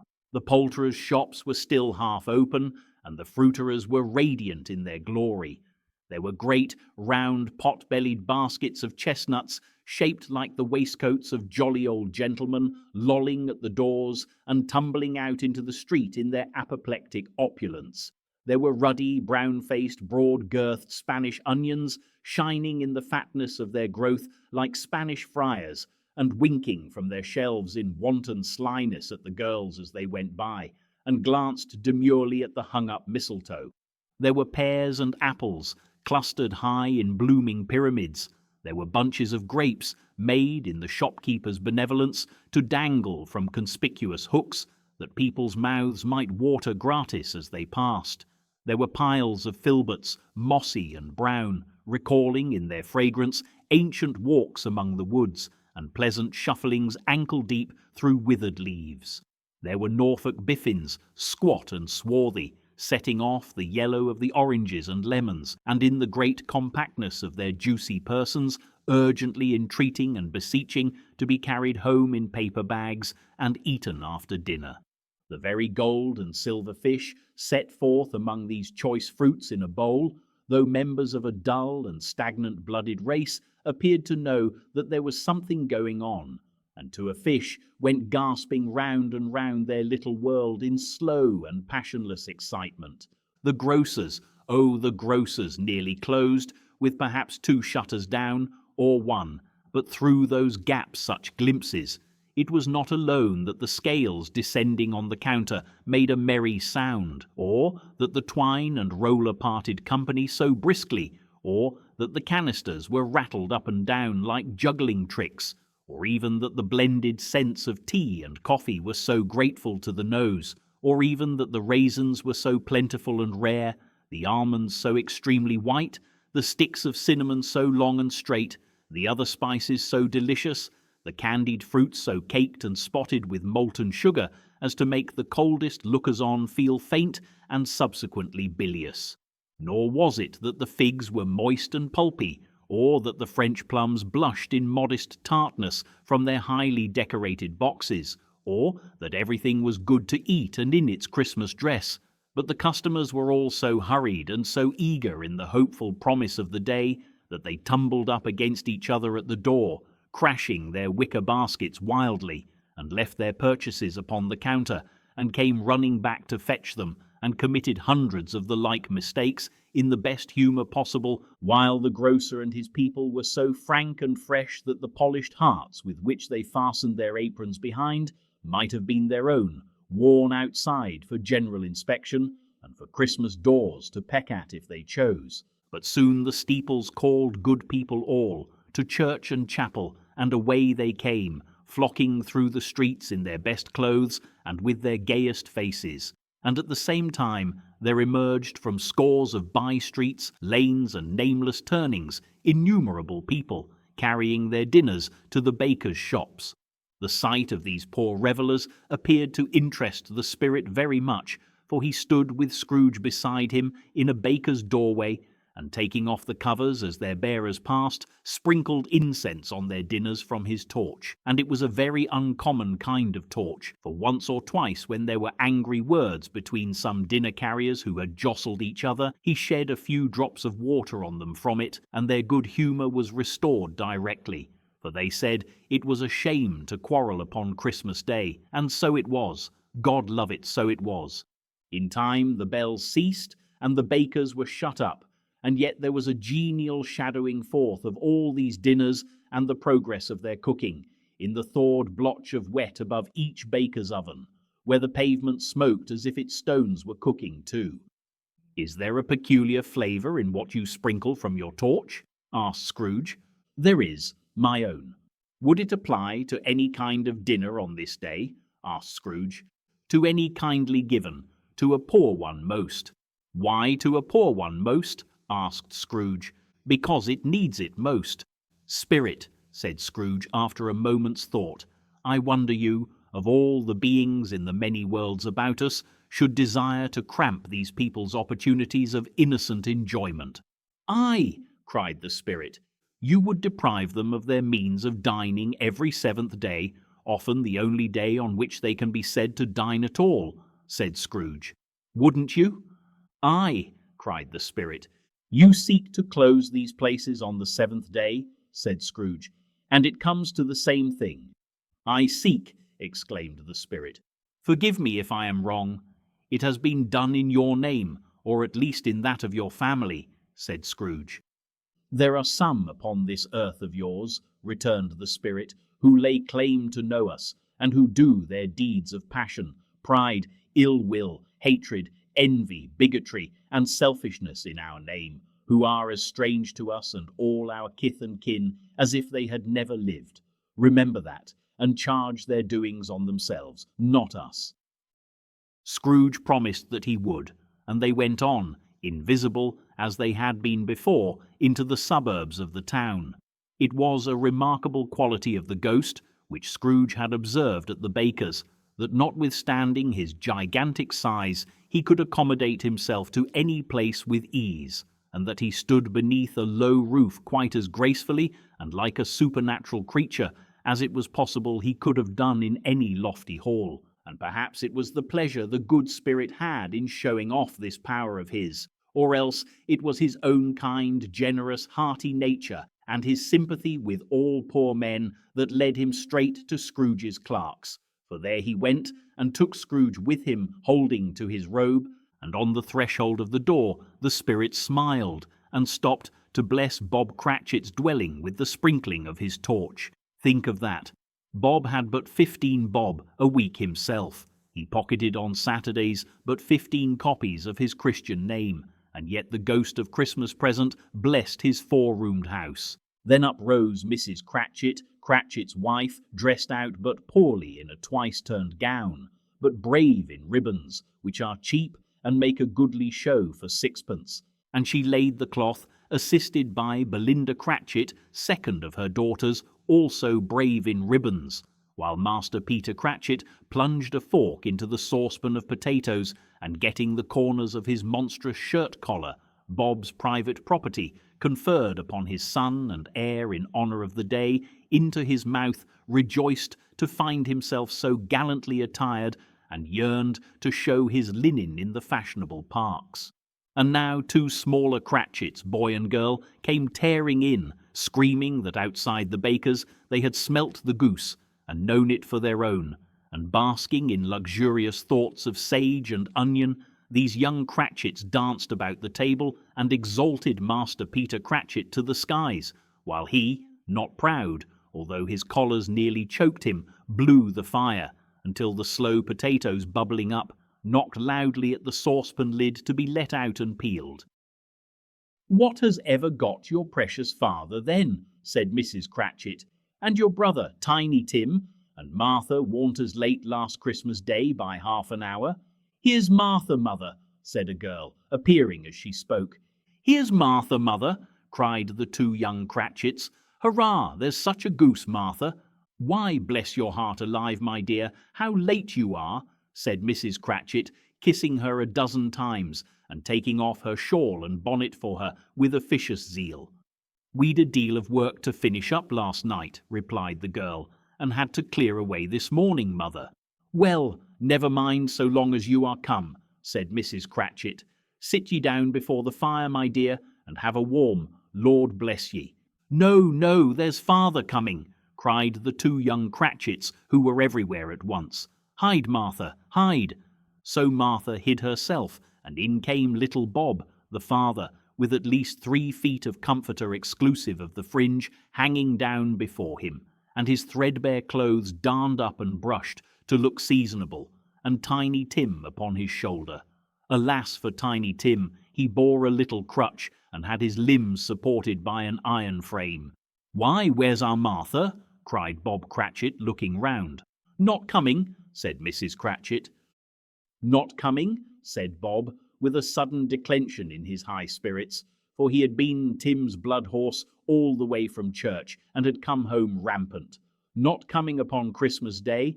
Martha didn't like to see him disappointed, if it were only in joke, so she came out prematurely from behind the closet door, and ran into his arms, while the 2 young Cratchits hustled Tiny Tim, and bore him off into the wash-house, that he might hear the pudding singing in the copper. "And how did little Tim behave?" asked Mrs. Cratchit, when she had rallied Bob on his credulity, and Bob had hugged his daughter to his heart's content. "As good as gold," said Bob, "and better.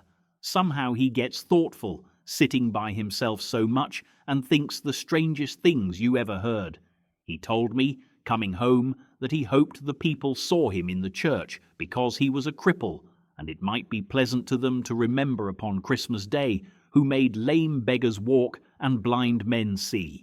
Bob's voice was tremulous when he told them this, and trembled more when he said that Tiny Tim was growing strong and hearty.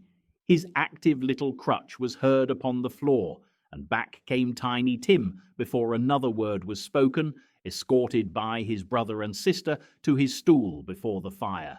And while Bob, turning up his cuffs, as if, poor fellow, they were capable of being made more shabby compounded, some hot mixture in a jug with gin and lemons, and stirred it round and put it on the hob to simmer, Master Peter and the two ubiquitous young Cratchits went to fetch the goose, with which they soon returned in high procession. Such a bustle ensued that you might have thought a goose the rarest of all birds, a feathered phenomenon to which a black swan was a matter of course, and in truth it was something very like it in that house.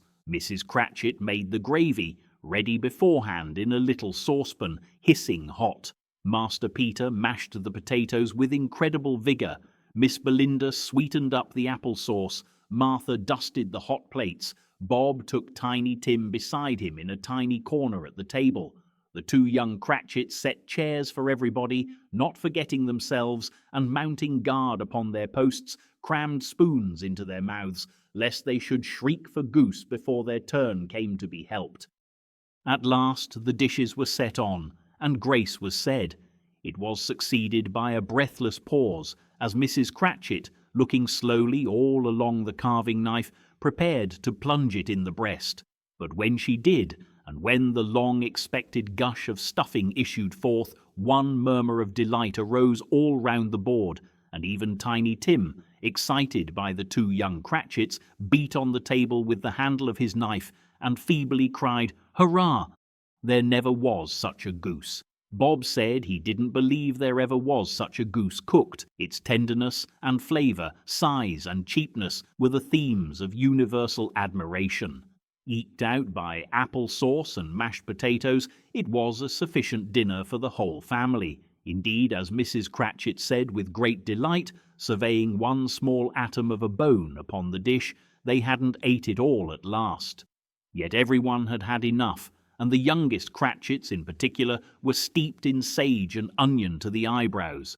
But now, the plates being changed by Miss Belinda, Mrs. Cratchit left the room alone, too nervous to bear witnesses, to take the pudding up and bring it in.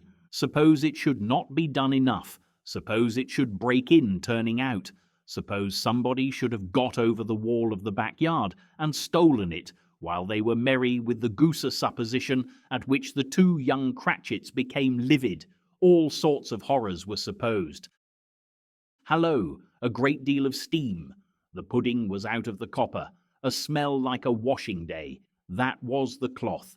A smell like an eating house, and a pastry cook's next door to each other, with a laundress's next door to that. That was the pudding. In half a minute, Mrs. Cratchit entered flushed but smiling proudly with the pudding, like a speckled cannonball, so hard and firm, blazing in half a quartern of ignited brandy, and bedight with Christmas holly stuck into the top. "Oh, a wonderful pudding," Bob Cratchit said, and calmly too, that he regarded it as the greatest success achieved by Mrs. Cratchit since their marriage.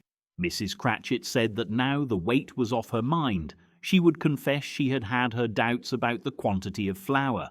Everybody had something to say about it, but nobody said or thought it was at all a small pudding for a large family. It would have been flat heresy to do so. Any Cratchit would have blushed to hint at such a thing. At last the dinner was all done, the cloth was cleared, the hearth swept, and the fire made up. The compound in the jug being tasted and considered perfect, apples and oranges were put upon the table, and a shovelful of chestnuts on the fire.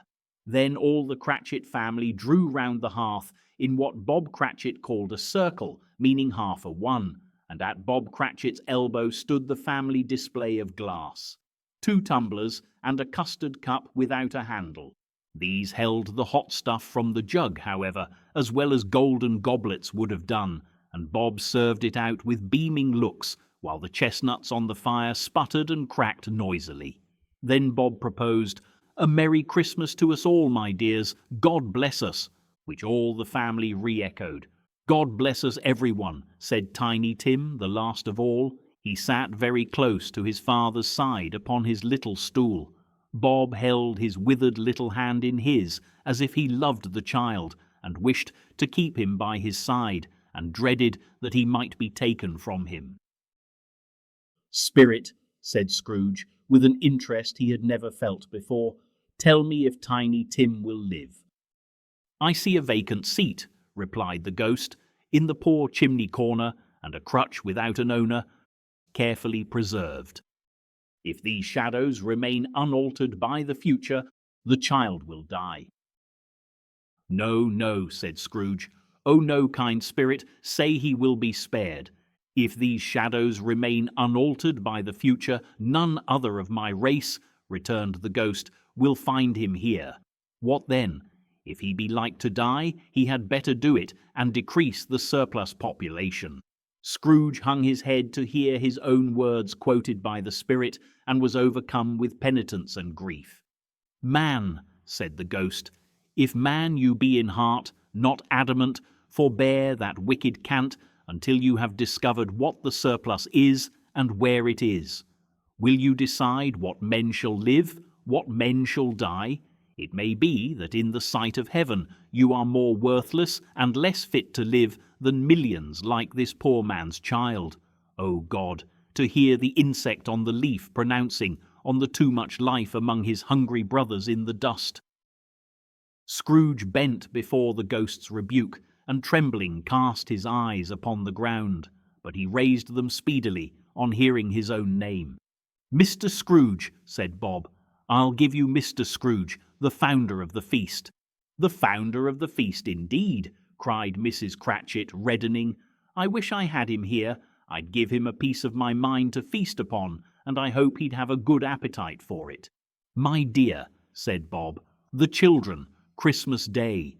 "It should be Christmas Day, I am sure," said she, "on which one drinks the health of such an odious, stingy, hard, unfeeling man as Mr. Scrooge. You know he is, Robert. Nobody knows it better than you do, poor fellow." "My dear," was Bob's mild answer, "Christmas Day. I'll drink his health for your sake and the day's," said Mrs. Cratchit, "not for his. Long life to him. A Merry Christmas and a Happy New Year. He'll be very merry and very happy, I have no doubt." The children drank the toast after her. It was the first of their proceedings which had no heartiness. Tiny Tim drank it last of all, but he didn't care twopence for it. Scrooge was the ogre of the family. The mention of his name cast a dark shadow on the party, which was not dispelled for full 5 minutes. After it had passed away, they were 10 times merrier than before, from the mere relief of Scrooge the Baleful being done with. Bob Cratchit told them how he had a situation in his eye for Master Peter, which would bring in, if obtained, full 5 and 6pence weekly. The two young Cratchits laughed tremendously at the idea of Peter's being a man of business, and Peter himself looked thoughtfully at the fire from between his collars, as if he were deliberating what particular investments he should favour when he came in to the receipt of that bewildering income. Martha, who was a poor apprentice at a milliner's, then told them what kind of work she had to do, and how many hours she worked at a stretch, and how she meant to lie abed tomorrow morning for a good long rest. Tomorrow being a holiday, she passed at home. Also how she had seen a countess and a lord some days before, and how the lord was much about as tall as Peter, at which Peter pulled up his collars so high that you couldn't have seen his head if you had been there. All this time the chestnuts and the jug went round, and by they had a song about a lost child travelling in the snow from Tiny Tim, who had a plaintive little voice and sang it very well indeed. There was nothing of high mark in this.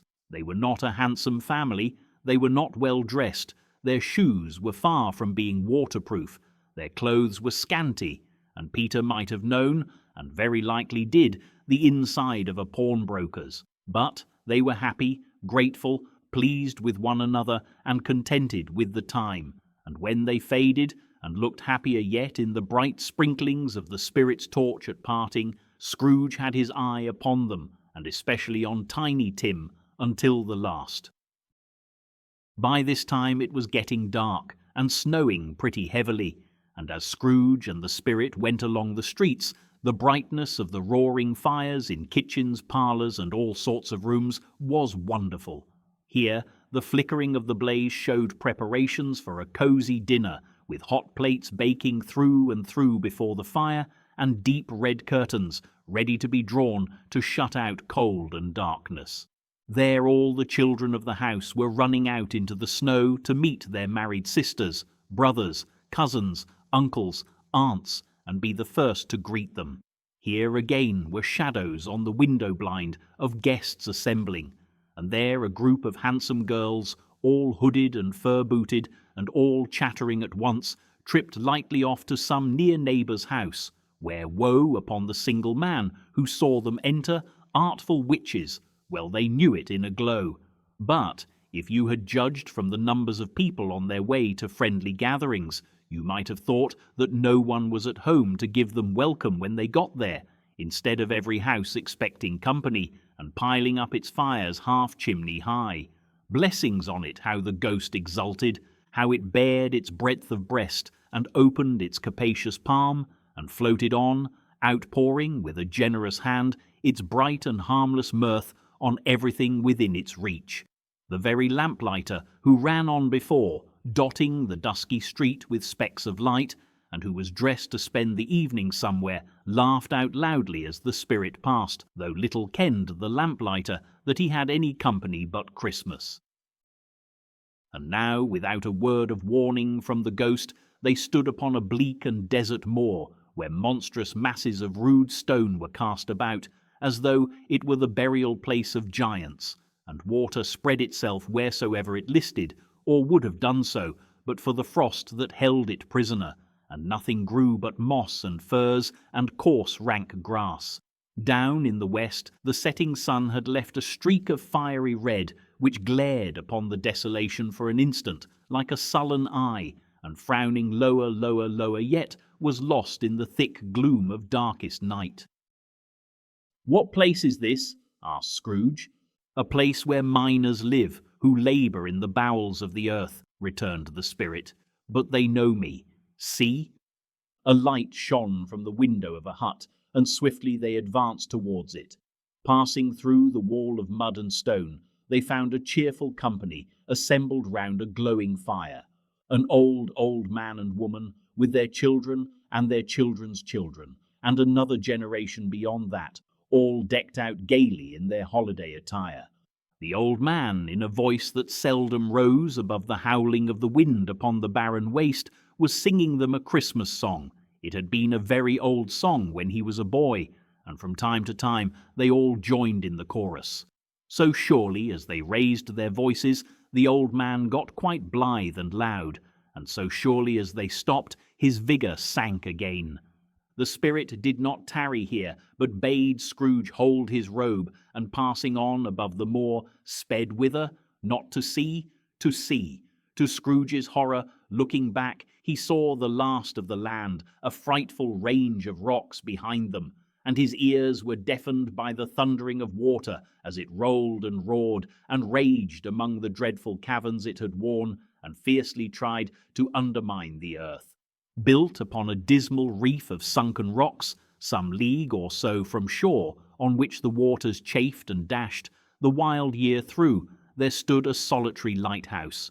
Great heaps of seaweed clung to its base, and storm birds, born of the wind one might suppose, as seaweed of the water rose and fell about it, like the waves they skimmed. But even here, 2 men who watched the light had made a fire, that through the loophole in the thick stone wall shed out a ray of brightness on the awful sea.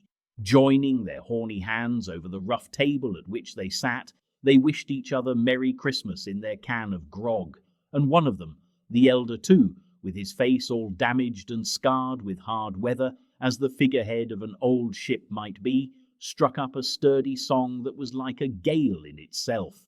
Again the ghost sped on, above the black and heaving sea, on until, being far away, as he told Scrooge, from any shore, they lighted on a ship. They stood beside the helmsman at the wheel, the lookout in the bow, the officers who had the watch, dark, ghostly figures in their several stations, but every man among them hummed a Christmas tune, or had a Christmas thought, or spoke below his breath to his companion of some bygone Christmas day, with homeward hopes belonging to it, and every man on board, waking or sleeping, good or bad, had had a kinder word for another on that day than on any day in the year, and had shared to some extent in its festivities, and had remembered those he cared for at a distance, and had known that they delighted to remember him. It was a great surprise to Scrooge, while listening to the moaning of the wind, and thinking what a solemn thing it was to move on through the lonely darkness over an unknown abyss whose depths were secrets as profound as death. It was a great surprise to Scrooge, while thus engaged, to hear a hearty laugh.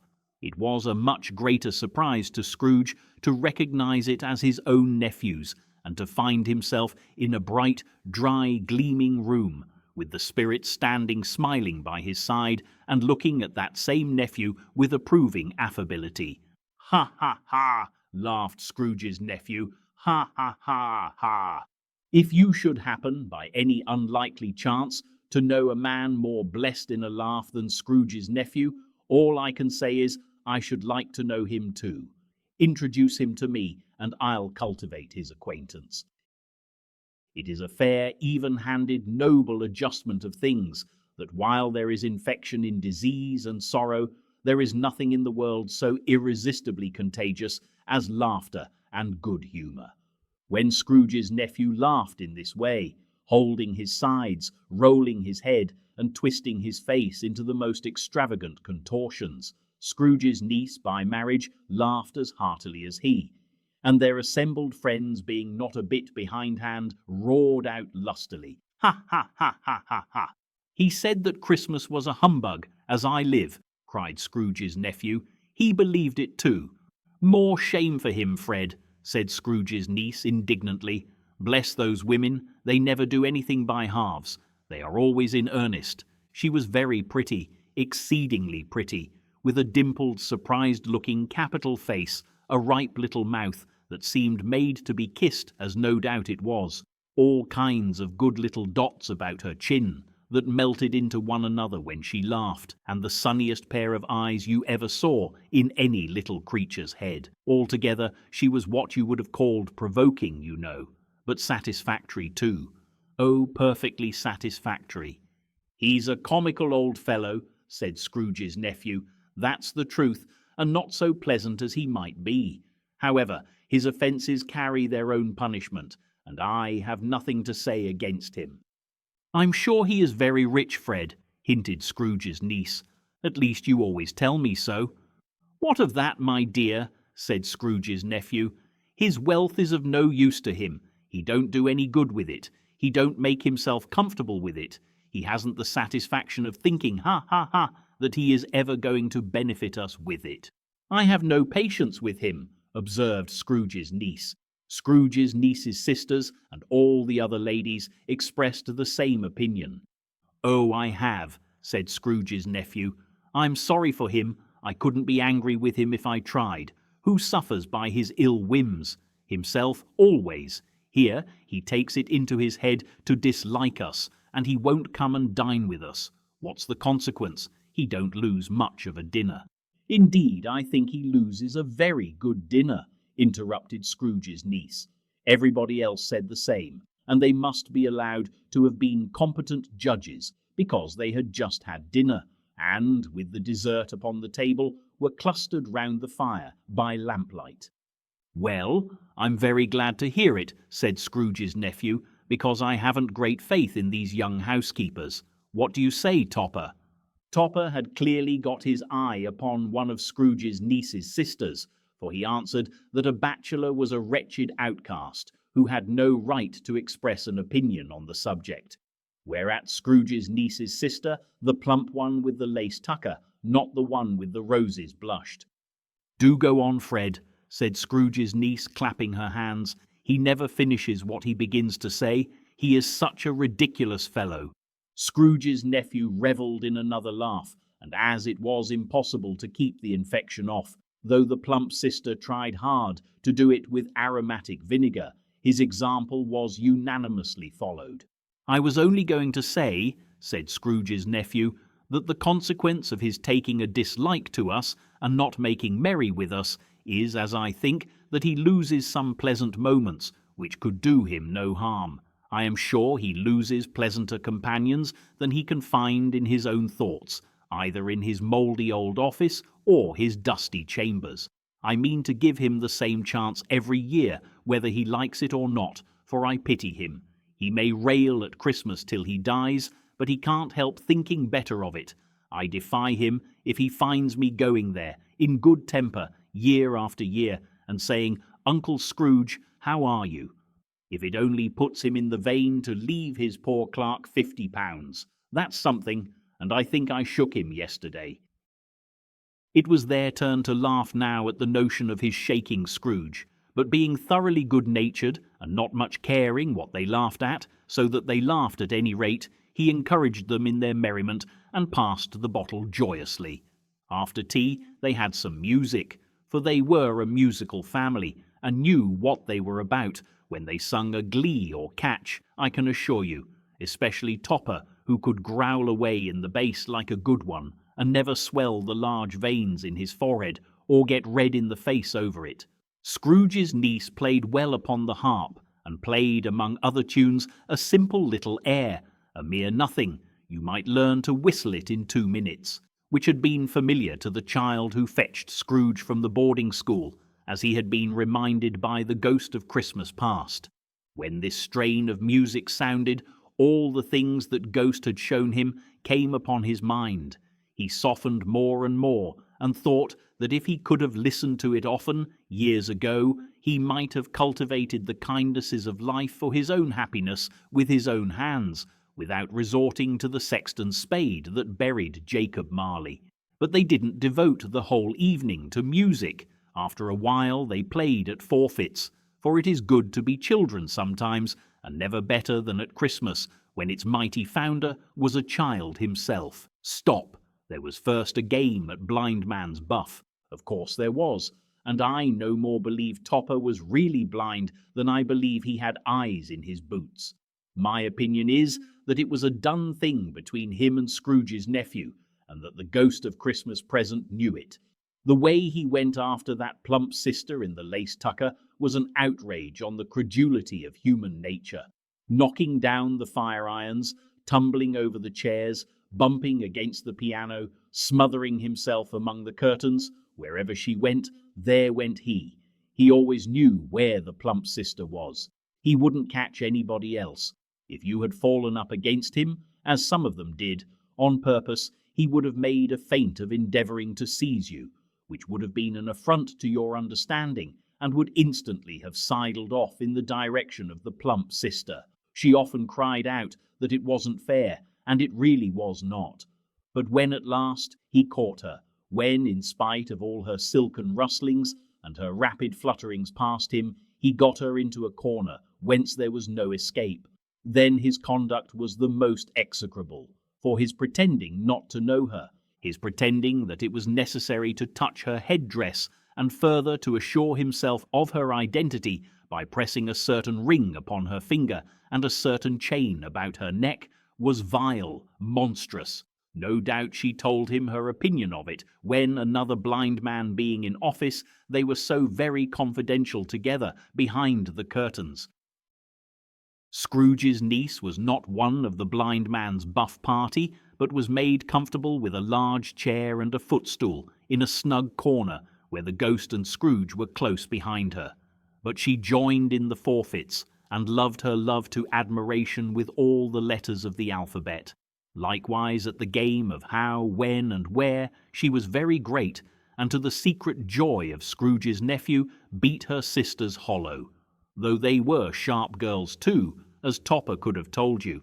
There might have been 20 people there, young and old, but they all played, and so did Scrooge, for wholly forgetting in the interest he had in what was going on, that his voice made no sound in their ears, he sometimes came out with his guess quite loud, and very often guessed quite right too, for the sharpest needle, best Whitechapel, warranted not to cut in the eye, was not sharper than Scrooge, blunt as he took it in his head to be.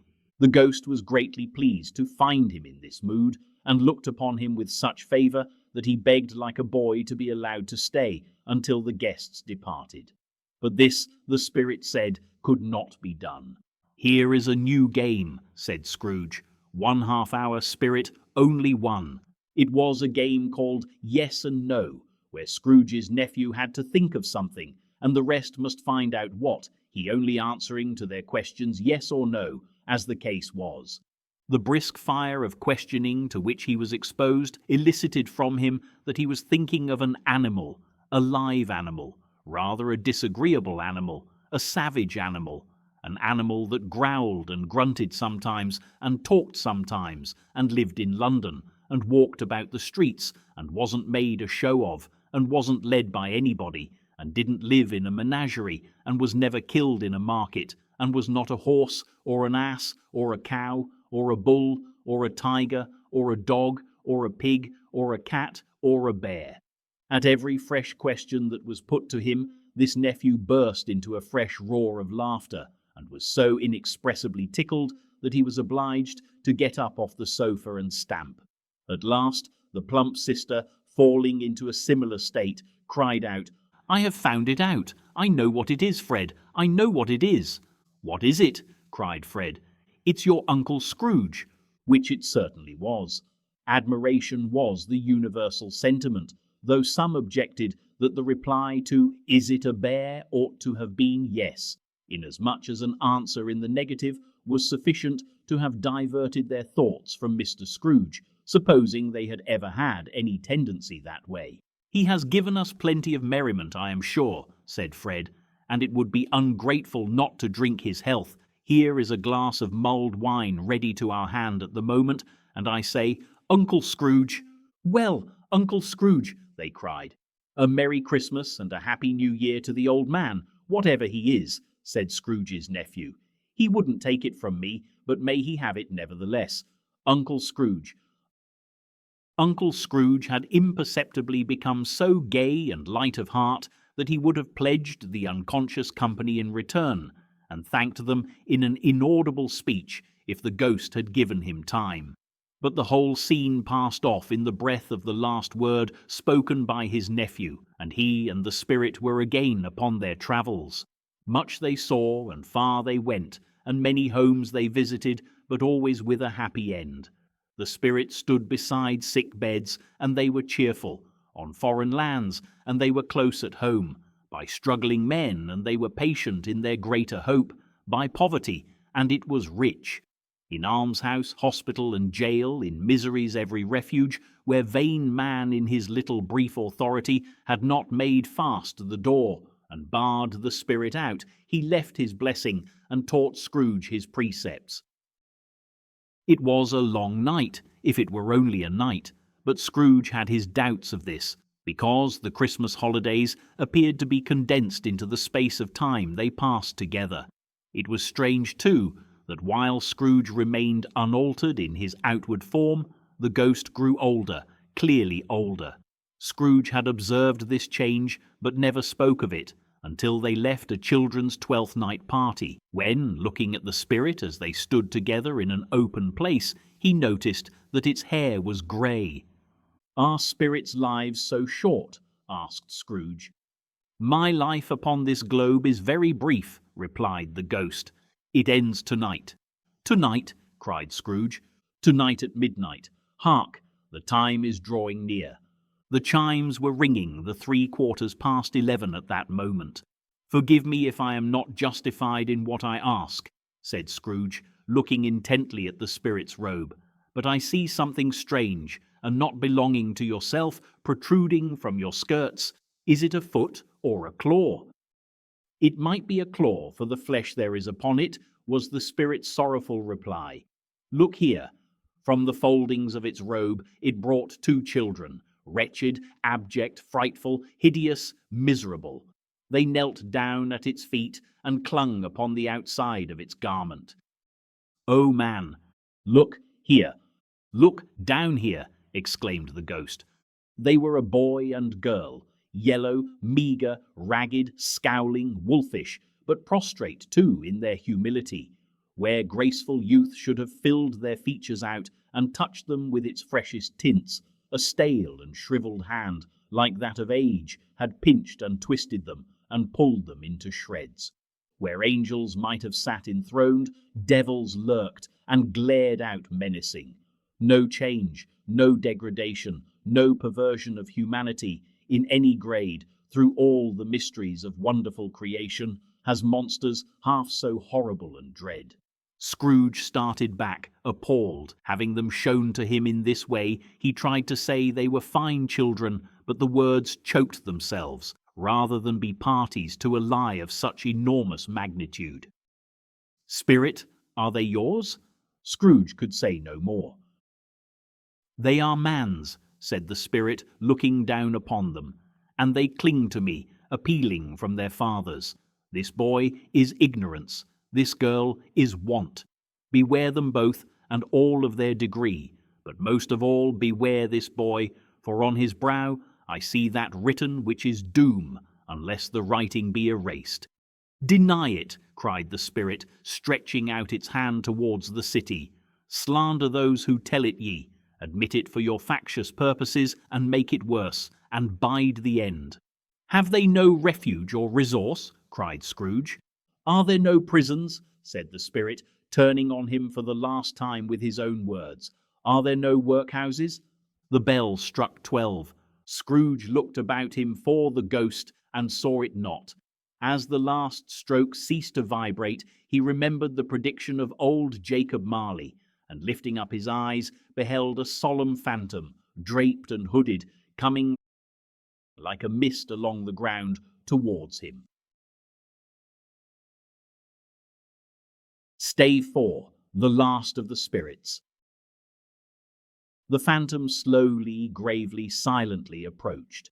When it came near him, Scrooge bent down upon his knee, for in the very air through which this spirit moved, it seemed to scatter gloom and mystery. It was shrouded in a deep black garment, which concealed its head, its face, its form, and left nothing of it visible save one outstretched hand. But for this, it would have been difficult to detach its figure from the night, and separate it from the darkness by which it was surrounded.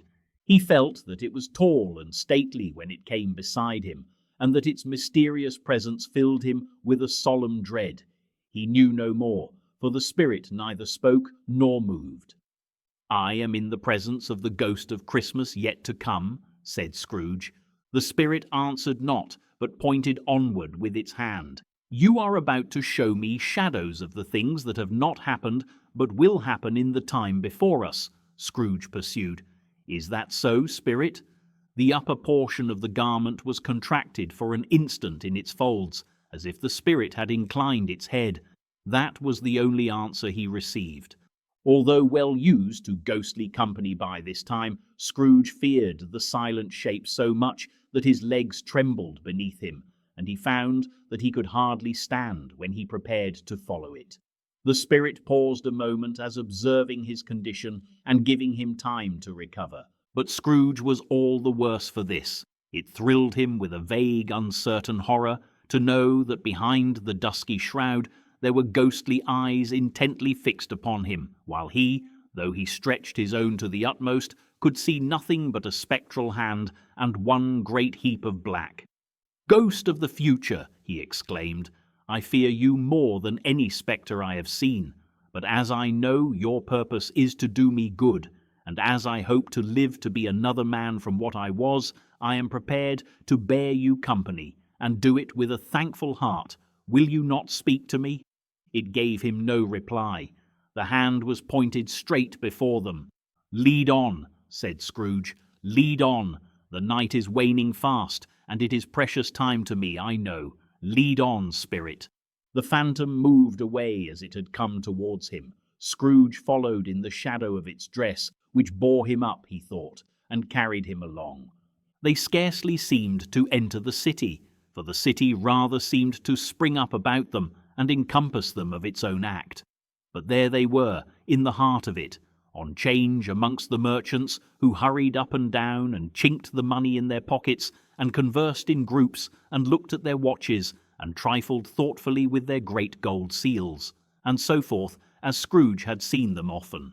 The spirit stopped beside one little knot of business men. Observing that the hand was pointed to them, Scrooge advanced to listen to their talk. "No," said a great fat man with a monstrous chin. "I don't know much about it either way. I only know he's dead."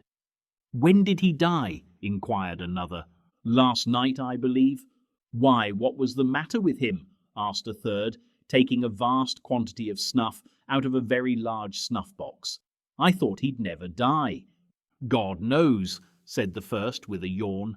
"What has he done with his money?" asked a red-faced gentleman with a pendulous excrescence on the end of his nose that shook like the gills of a turkey-cock.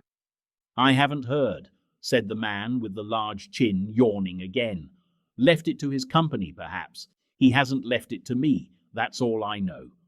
This pleasantry was received with a general laugh. "It's likely to be a very cheap funeral," said the same speaker, "for upon my life I don't know of anybody to go to it. Suppose we make up a party and volunteer?" "I don't mind going if a lunch is provided," observed the gentleman with the excrescence on his nose, "but I must be fed if I make one." Another laugh. "Well, I am the most disinterested among you after all," said the first speaker, "for I never wear black gloves and I never eat lunch, but I'll offer to go if anybody else will. When I come to think of it, I'm not at all sure that I wasn't his most particular friend, for we used to stop and speak whenever we met. Bye-bye." Speakers and listeners strolled away and mixed with other groups. Scrooge knew the men and looked towards the spirit for an explanation. The phantom glided on into a street. Its finger pointed to two persons meeting. Scrooge listened again, thinking that the explanation might lie here. He knew these men also perfectly. They were men of business, very wealthy and of great importance. He had made a point always of standing well in their esteem. In a business point of view, that is, strictly in a business point of view. "How are you?" said one. "How are you?" returned the other. "Well," said the first, "Old Scratch has got his own at last, hey?" "So I am told," returned the second. "Cold, isn't it?" "Seasonable for Christmas time. You're not a skater, I suppose?" "No, no, something else to think of. Good morning." Not another word. That was their meeting, their conversation, and their parting. Scrooge was at first inclined to be surprised that the spirit should attach importance to conversations apparently so trivial, but feeling assured that they must have some hidden purpose, he set himself to consider what it was likely to be.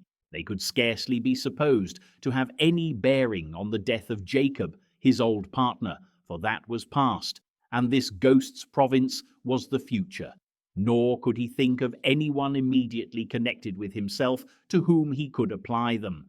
But nothing doubting that to whomsoever they applied, they had some latent moral for his own improvement, he resolved to treasure up every word he heard and everything he saw, and especially to observe the shadow of himself when it appeared, for he had an expectation that the conduct of his future self would give him the clue he missed, and would render the solution of these riddles easy.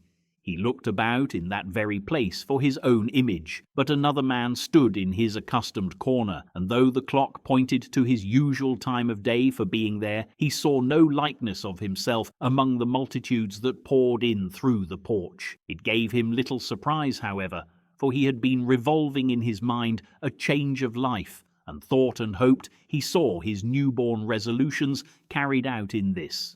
Quiet and dark, beside him stood the phantom with its outstretched hand. When he roused himself from his thoughtful quest, he fancied from the turn of the hand and its situation in reference to himself that the unseen eyes were looking at him keenly. It made him shudder and feel very cold.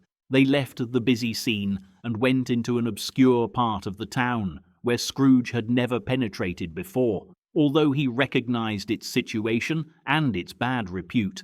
The ways were foul and narrow, the shops and houses wretched, the people half naked, drunken, slipshod, ugly. Alleys and archways, like so many cesspools, disgorged their offences of smell and dirt and life upon the straggling streets, and the whole quarter reeked with crime, with filth and misery.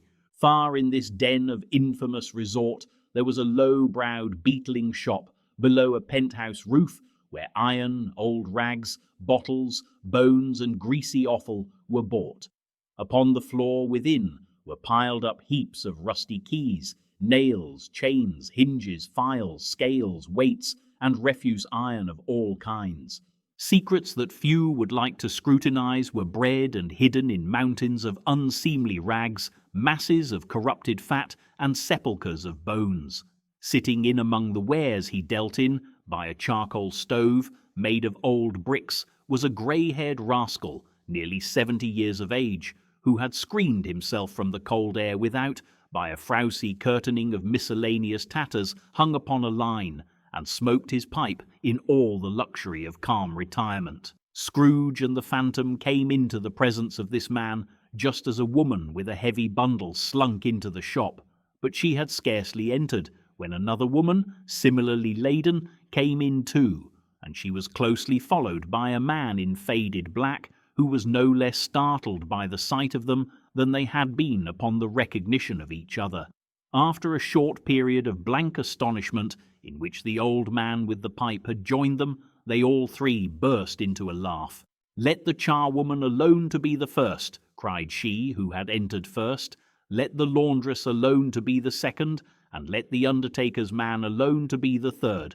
Look here, old Joe, here's a chance. If we haven't all three met here without meaning it." "You couldn't have met in a better place," said old Joe, removing his pipe from his mouth. "Come into the parlour. You were made free of it long ago, you know, and the other two aren't strangers. Stop till I shut the door of the shop. Ah, how it squeaks! There ain't such a rusty bit of metal in the place as its own hinges, I believe, and I'm sure there's no such old bones here as mine. Ha, ha, ha! We're all suitable to our calling. We're well matched. Come into the parlour. Come into the parlour." The parlour was the space behind the screen of rags. The old man raked the fire together with an old stair-rod, and having trimmed his smoky lamp, for it was night, with the stem of his pipe, put it in his mouth again.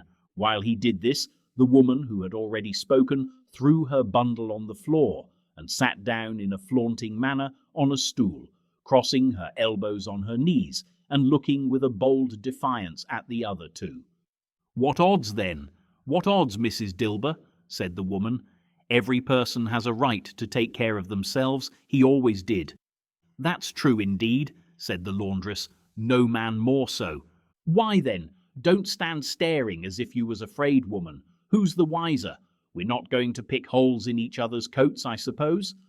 "No, indeed," said Mrs. Dilber and the man together. "We should hope not." "Very well, then," cried the woman. "That's enough.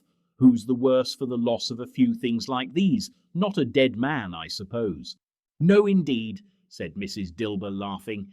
"If he wanted to keep 'em after he was dead, a wicked old screw," pursued the woman.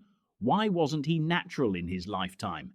If he had been, he'd have had somebody to look after him when he was struck with death, instead of lying gasping out his last there, alone by himself." "It's the truest word that ever was spoke," said Mrs. Dilber. "It's a judgment on him." "I wish it was a little heavier judgment," replied the woman, "and it should have been, you may depend upon it, if I could have laid my hands on anything else. Open that bundle, old Joe, and let me know the value of it. Speak out plain. I'm not afraid to be the first, nor afraid for them to see it. We know pretty well that we were helping ourselves before we met here, I believe. It's no sin. Open the bundle, Joe." But the gallantry of her friends would not allow of this, and the man in faded black, mounting the breach first, produced his plunder. It was not extensive. A seal or two, a pencil case, a pair of sleeve buttons, and a brooch of no great value were all. They were severally examined and appraised by old Joe, who chalked the sums he was disposed to give for each upon the wall, and added them up into a total when he found there was nothing more to come. "That's your account," said Joe, "and I wouldn't give another sixpence if I was to be boiled for not doing it. Who's next?" Mrs. Dilber was next. Sheets and towels, a little wearing apparel, 2 old-fashioned silver teaspoons, a pair of sugar tongs, and a few boots. Her account was stated on the wall in the same manner. "I always give too much to ladies. It's a weakness of mine, and that's the way I ruin myself," said old Joe. That's your account. If you asked me for another penny and made it an open question, I'd repent of being so liberal and knock off half a crown. And now undo my bundle, Joe, said the first woman. Joe went down on his knees for the greater convenience of opening it, and having unfastened a great many knots, dragged out a large and heavy roll of some dark stuff. What do you call this? Said Joe. Bed curtains. Ah, returned the woman, laughing and leaning forward on her crossed arms. Bed curtains. You don't mean to say you took 'em down, rings and all, with him lying there? Said Joe. Yes, I do, replied the woman. Why not? You were born to make your fortune, said Joe, and you'll certainly do it. I certainly shan't hold my hand when I can get anything in it by reaching it out, for the sake of such a man as he was, I promise you, Joe, returned the woman coolly. Don't drop that oil upon the blankets now. His blankets? Asked Joe. Whose else's do you think? Replied the woman. He isn't likely to take cold without 'em, I dare say. I hope he didn't die of anything catching, eh? Said old Joe, stopping in his work and looking up. Don't you be afraid of that, returned the woman. I aren't so fond of his company that I'd loiter about him for such things, if he did. Ah, you may look through that shirt till your eyes ache, but you won't find a hole in it, nor a threadbare place. It's the best he had, and a fine one too. They'd have wasted it if it hadn't been for me. What do you call wasting of it? Asked old Joe. Putting it on him to be buried in, to be sure, replied the woman with a laugh. Somebody was fool enough to do it, but I took it off again. If calico ain't good enough for such a purpose, it isn't good enough for anything. It's quite as becoming to the body. He can't look uglier than he did in that one. Scrooge listened to this dialogue in horror, as they sat grouped about their spoil. In the scanty light afforded by the old man's lamp, he viewed them with a detestation and disgust which could hardly have been greater, though they had been obscene demons, marketing the corpse itself. Ha, ha, ha, ha, laughed the same woman, when old Joe, producing a flannel bag with money in it, told out their several gains upon the ground. This is the end of it, you see. He frightened everyone away from him when he was alive, to profit us when he was dead. Ha, ha, ha, ha. Spirit, said Scrooge, shuddering from head to foot. I see. The case of this unhappy man might be my own. My life tends that way now. Merciful heaven, what is this? He recoiled in terror, for the scene had changed, and now he almost touched a bed. A bare, uncurtained bed, on which, beneath a ragged sheet, there lay a something covered up, which, though it was dumb, announced itself in awful language. The room was very dark, too dark to be observed with any accuracy, though Scrooge glanced round it in obedience to a secret impulse, anxious to know what kind of room it was. A pale light, rising in the outer air, fell straight upon the bed, and on it, plundered and bereft, unwatched, unwept, uncared for, was the body of this man. Scrooge glanced towards the phantom. Its steady hand was pointed to the head. The cover was so carelessly adjusted that the slightest raising of it, the motion of a finger upon Scrooge's part, would have disclosed the face. He thought of it, felt how easy it would be to do, and longed to do it, but had no more power to withdraw the veil than to dismiss the spectre at his side. O cold, cold, rigid, dreadful death, set up thine altar here, and dress it with such terrors as thou hast at thy command, for this is thy dominion. But of the loved, revered, and honoured head, thou canst not turn one hair to thy dread purposes, or make one feature odious. It is not that the hand is heavy, and will fall down when released. It is not that the heart and pulse are still, but that the hand was open, generous and true, the heart brave, warm and tender, and the pulse a man's. Strike, shadow, strike, and see his good deeds springing from the wound, to sow the world with life immortal. No voice pronounced these words in Scrooge's ears, and yet he heard them when he looked upon the bed. He thought, if this man could be raised up now, what would be his foremost thoughts? Avarice, hard-dealing, griping cares, they have brought him to a rich end truly.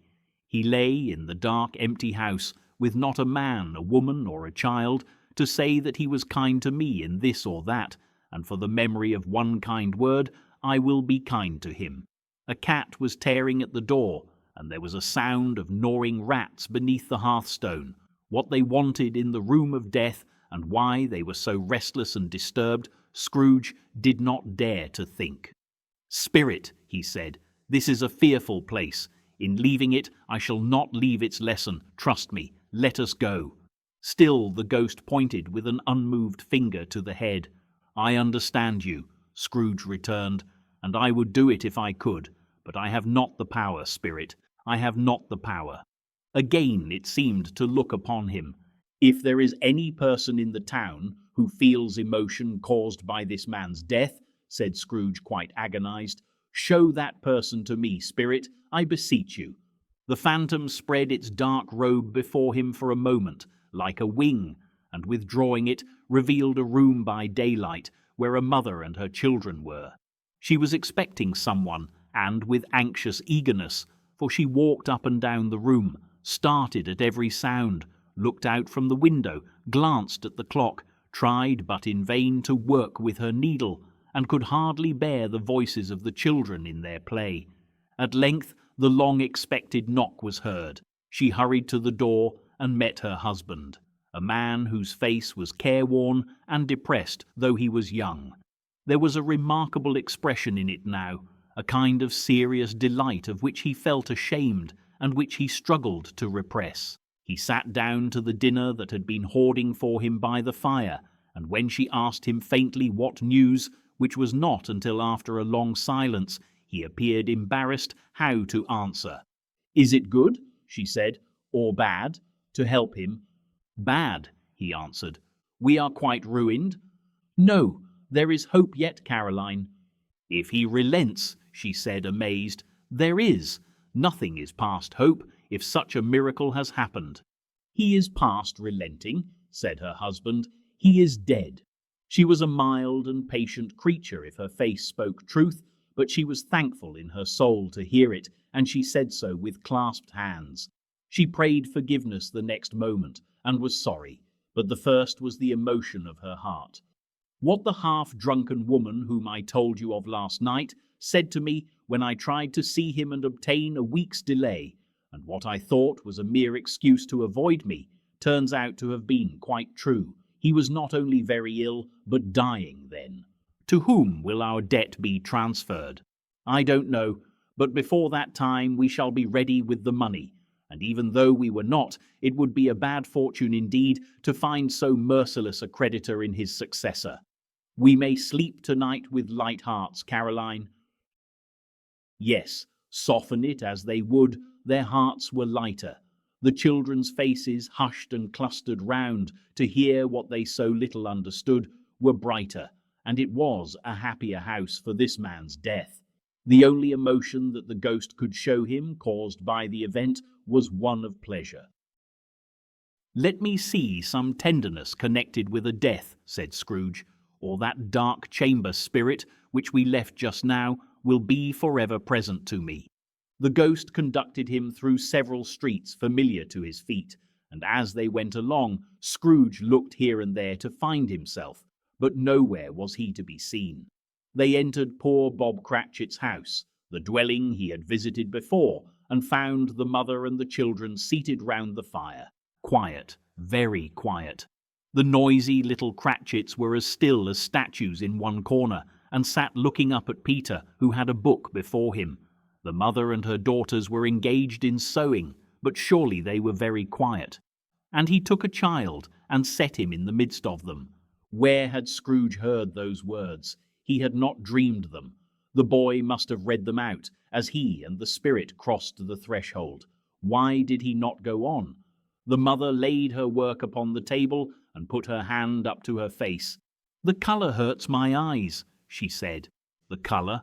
Ah, poor Tiny Tim." "They're better now again," said Cratchit's wife. "It makes them weak by candlelight, and I wouldn't show weak eyes to your father when he comes home, for the world. It must be near his time." "Past it, rather," Peter answered, shutting up his book. "But I think he has walked a little slower than he used. these few last evenings, mother?" They were very quiet again. At last she said, and in a steady, cheerful voice that only faltered once, "I have known him walk with Tiny Tim upon his shoulder very fast indeed." "And so have I," cried Peter. "Often." "And so have I," exclaimed another. "So had all." "But he was very light to carry," she resumed, intent upon her work, "and his father loved him so that it was no trouble, and there is your father at the door." She hurried out to meet him, and little Bob in his comforter, he had need of it, poor fellow, came in. His tea was ready for him on the hob, and they all tried who should help him to it most. Then the two young Cratchits got upon his knees and laid, each child a little cheek against his face, as if they said, "Don't mind it, father, don't be grieved." Bob was very cheerful with them, and spoke pleasantly to all the family. He looked at the work upon the table, and praised the industry and speed of Mrs. Cratchit and the girls. They would be done long before Sunday, he said. "Sunday? You went today then, Robert?" said his wife. "Yes, my dear," returned Bob. "I wish you could have gone. It would have done you good to see how green a place it is, but you'll see it often.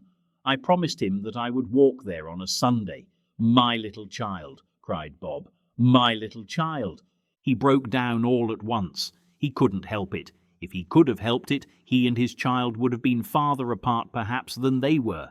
He left the room and went upstairs into the room above, which was lighted cheerfully and hung with Christmas. There was a chair set close beside the child, and there were signs of someone having been there lately. Poor Bob sat down in it, and when he had thought a little and composed himself, he kissed the little face. He was reconciled to what had happened, and went down again quite happy. They drew about the fire and talked, the girls and mother working still. Bob told them of the extraordinary kindness of Mr. Scrooge's nephew, whom he had scarcely seen but once, and who, meeting him in the street that day, and seeing that he looked a little, just a little down, you know, said Bob, inquired what had happened to distress him. "On which," said Bob, "for he is the pleasantest spoken gentleman you ever heard," I told him, "I am heartily sorry for it, Mr. Cratchit," he said, "and heartily sorry for your good wife." By the by, how he ever knew that, I don't know. "Knew what, my dear?" "Why, that you were a good wife," replied Bob. "Everybody knows that," said Peter. "Very well observed, my boy," cried Bob. "I hope they do." "Heartily sorry," he said, "for your good wife. If I can be of service to you in any way," he said, giving me his card, "that's where I live. Pray come to me." "Now it wasn't," cried Bob, "for the sake of anything he might be able to do for us, so much as for his kind way, that this was quite delightful. It really seemed as if he had known our Tiny Tim and felt with us."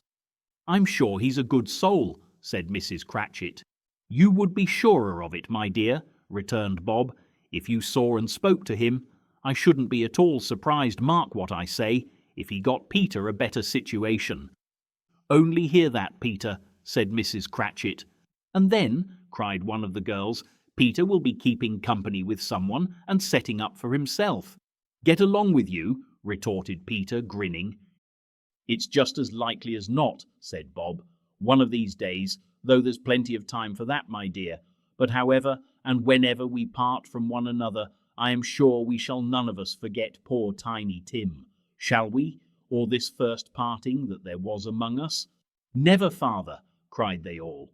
"And I know," said Bob, "I know, my dears, that when we recollect how patient and how mild he was, although he was a little child, we shall not quarrel easily among ourselves and forget poor Tiny Tim in doing it." "No, never, father," they all cried again.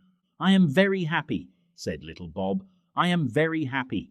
Mrs. Cratchit kissed him, his daughters kissed him, the two young Cratchits kissed him, and Peter and himself shook hands. Spirit of Tiny Tim, thy childish essence was from God.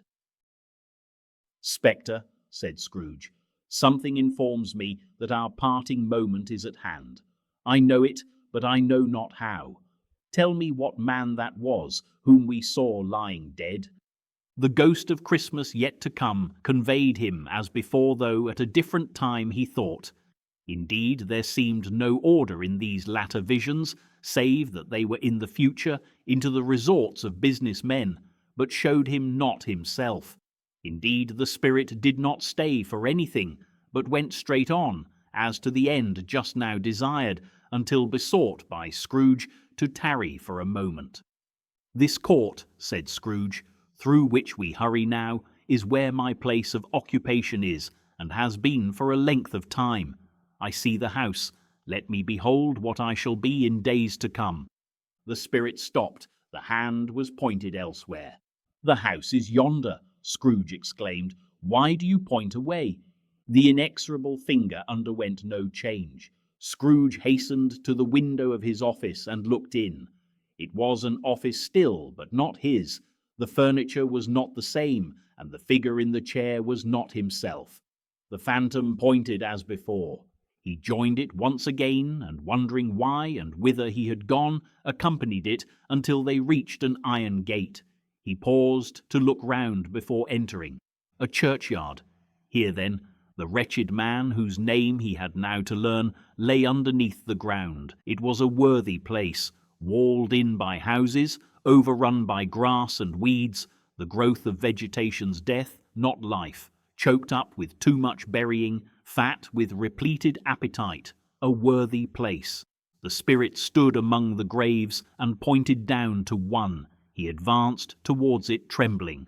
The phantom was exactly as it had been, but he dreaded that he saw new meaning in its solemn shape. "Before I draw nearer to that stone to which you point," said Scrooge, "answer me one question. Are these the shadows of the things that will be, or are they shadows of things that may be only?" Still the ghost pointed downward to the grave by which it stood. "Men's courses will foreshadow certain ends, to which, if persevered in, they must lead," said Scrooge. "But if the courses be departed from, the ends will change. Say it is thus with what you show me." The spirit was immovable as ever. Scrooge crept towards it, trembling as he went, and following the finger, read upon the stone of the neglected grave his own name, Ebenezer Scrooge. "Am I that man who lay upon the bed?" he cried upon his knees. The finger pointed from the grave to him and back again. "No, spirit, oh no, no." The finger still was there. "Spirit," he cried, tight clutching at its robe, "hear me. I am not the man I was. I will not be the man I must have been, but for this intercourse. Why show me this, if I am past all hope?" For the first time the hand appeared to shake. "Good spirit," he pursued, as down upon the ground he fell before it, "your nature intercedes for me and pities me. Assure me that I yet may change these shadows you have shown me by an altered life." The kind hand trembled. "I will honour Christmas in my heart and try to keep it all the year. I will live in the past, the present and the future. The spirits of all three shall strive within me. I will not shut out the lessons that they teach. Oh, tell me I may sponge away the writing on this stone." In his agony he caught the spectral hand. It sought to free itself, but he was strong in his entreaty and detained it. The spirit, stronger yet, repulsed him. Holding up his hands in a last prayer to have his fate reversed, he saw an alteration in the phantom's hood and dress. It shrunk, collapsed, and dwindled down into a bedpost. Stave 5, the end of it.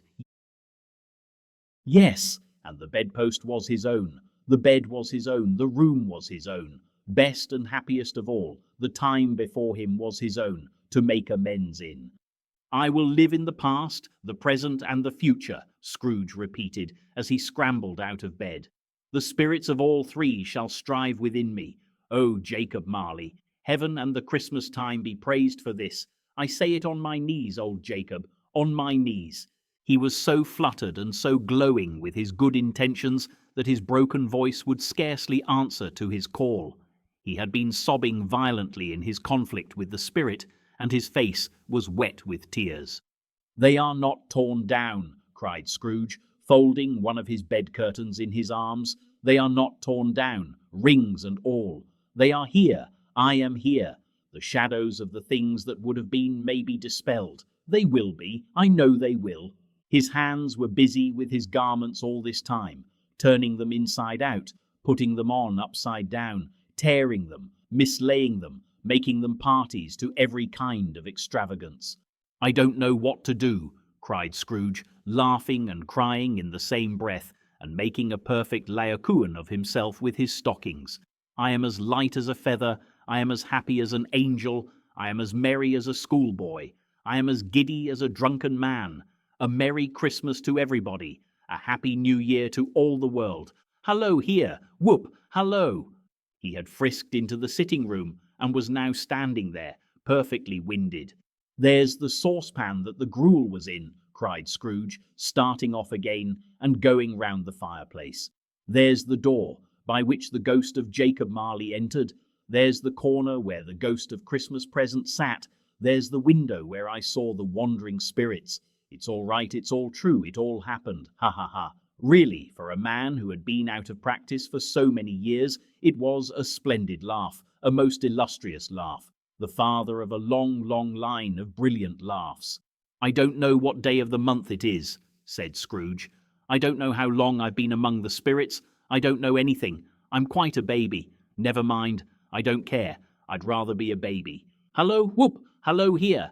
He was checked in his transports by the churches, ringing out the lustiest peals he had ever heard. Clash, clang, hammer, ding, dong, bell. Bell, dong, ding, hammer, clang, clash. Oh, glorious, glorious. Running to the window, he opened it and put out his head. No fog, no mist. Clear, bright, jovial, stirring, cold, cold, piping for the blood to dance to.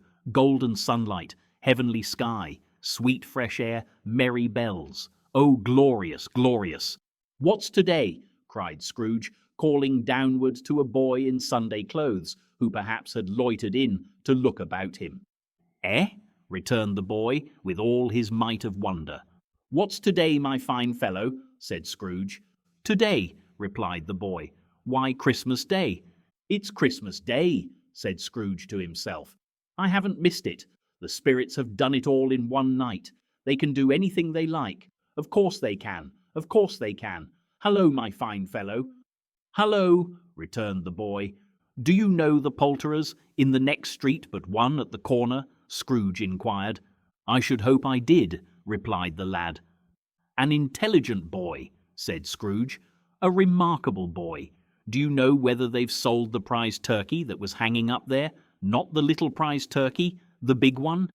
What, the one as big as me? Returned the boy. What a delightful boy, said Scrooge. It's a pleasure to talk to him. Yes, my buck. It's hanging there now, replied the boy. Is it? Said Scrooge. Go and buy it. Walker! Exclaimed the boy. No, no, said Scrooge. I am in earnest. Go and buy it, and tell 'em to bring it here, that I may give them the direction where to take it. Come back with the man, and I'll give you a shilling. Come back with him in less than 5 minutes, and I'll give you half a crown. The boy was off like a shot. He must have had a steady hand at a trigger who could have got a shot off half so fast. I'll send it to Bob Cratchit's, whispered Scrooge, rubbing his hands and splitting with a laugh. He shan't know who sends it. It's twice the size of Tiny Tim. Joe Miller never made such a joke as sending it to Bob's Will Be. The hand in which he wrote the address was not a steady one, but write it he did somehow, and went downstairs to open the street door, ready for the coming of the poulterer's man. As he stood there, waiting his arrival, the knocker caught his eye. I shall love it as long as I live, cried Scrooge, patting it with his hand. I scarcely ever looked at it before. What an honest expression it has in its face. It's a wonderful knocker. Here's the turkey. Hallo, whoop, how are you? Merry Christmas. It was a turkey. He never could have stood upon his legs, that bird. He would have snapped 'em short off in a minute, like sticks of sealing wax. Why, it's impossible to carry that to Camden Town, said Scrooge. You must have a cab. The chuckle with which he said this, and the chuckle with which he paid for the turkey, and the chuckle with which he paid for the cab, and the chuckle with which he recompensed the boy, were only to be exceeded by the chuckle with which he sat down breathless in his chair again, and chuckled till he cried. Shaving was not an easy task, for his hand continued to shake very much, and shaving requires attention, even when you don't dance while you are at it. But if he had cut the end of his nose off, he would have put a piece of sticking plaster over it and been quite satisfied. He dressed himself all in his best, and at last got out into the streets. The people were by this time pouring forth, as he had seen them with the ghost of Christmas present, and walking with his hands behind him, Scrooge regarded everyone with a delighted smile. He looked so irresistibly pleasant, in a word, that 3 or 4 good-humoured fellows said, "Good morning, sir, a Merry Christmas to you." And Scrooge said often afterwards that of all the blithe sounds he had ever heard, those were the blithest in his ears. He had not gone far when, coming on towards him, he beheld the portly gentleman who had walked into his counting-house the day before and said, "Scrooge and Marley's, I believe." It sent a pang across his heart to think how this old gentleman would look upon him when they met, but he knew what path lay straight before him, and he took it. "My dear sir," said Scrooge, quickening his pace and taking the old gentleman by both his hands, "how do you do? I hope you succeeded yesterday. It was very kind of you. A Merry Christmas to you, sir. Mr. Scrooge?" "Yes," said Scrooge, "that is my name, and I fear it may not be pleasant to you. Allow me to ask your pardon, and will you have the goodness—" Here Scrooge whispered in his ear. "Lord bless me," cried the gentleman, as if his breath were taken away. "My dear Mr. Scrooge, are you serious?" "If you please," said Scrooge. "Not a farthing less. A great many back payments are included in it, I assure you. Will you do me that favour?" "My dear sir," said the other, shaking hands with him, "I don't know what to say to such munifi—" "Don't say anything, please," retorted Scrooge. "Come and see me. Will you come and see me?" "I will," cried the old gentleman, and it was clear he meant to do it. "Thank'ee," said Scrooge. "I am much obliged to you. I thank you 50 times. Bless you."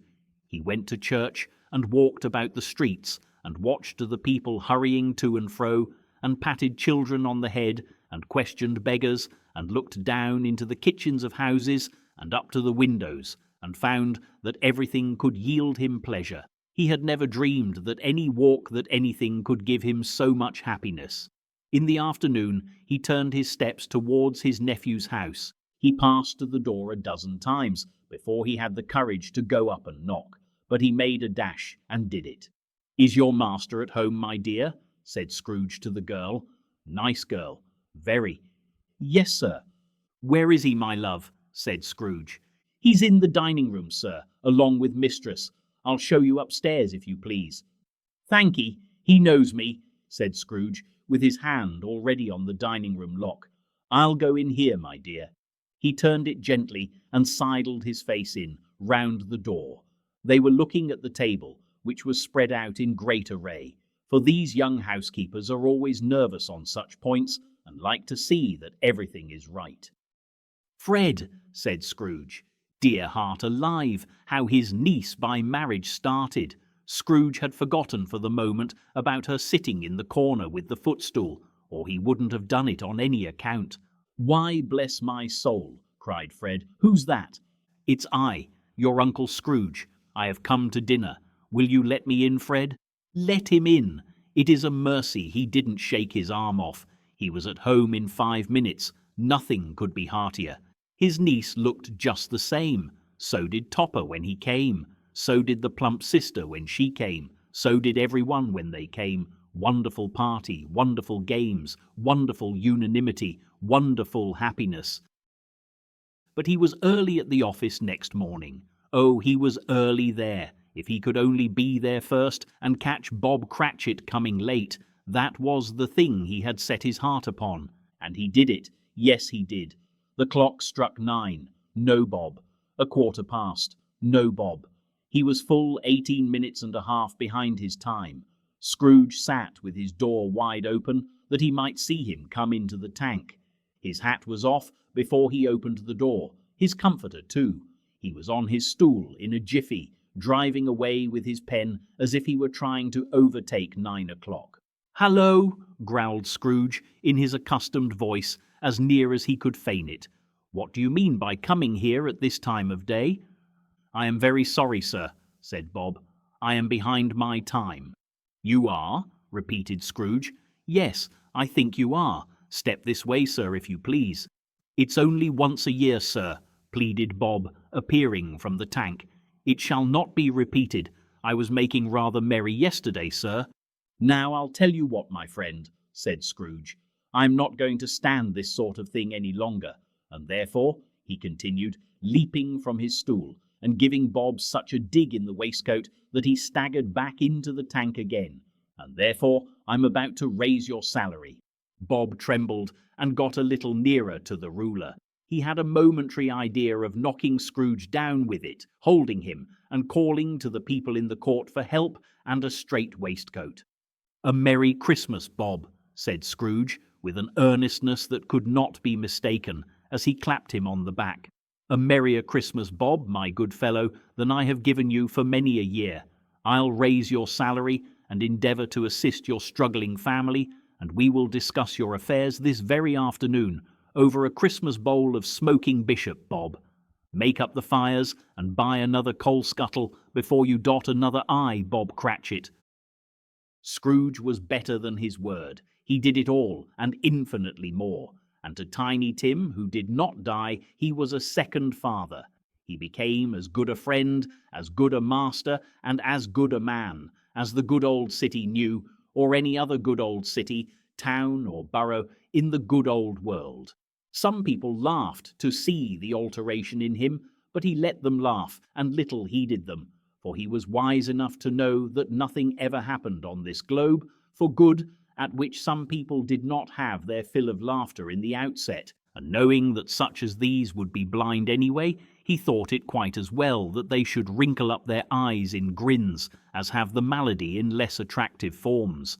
His own heart laughed, and that was quite enough for him. He had no further intercourse with spirits, but lived upon the total abstinence principle ever afterwards. And it was always said of him that he knew how to keep Christmas well, if any man alive possessed the knowledge. May that be truly said of us, and all of us. And so, as Tiny Tim observed, God bless us everyone.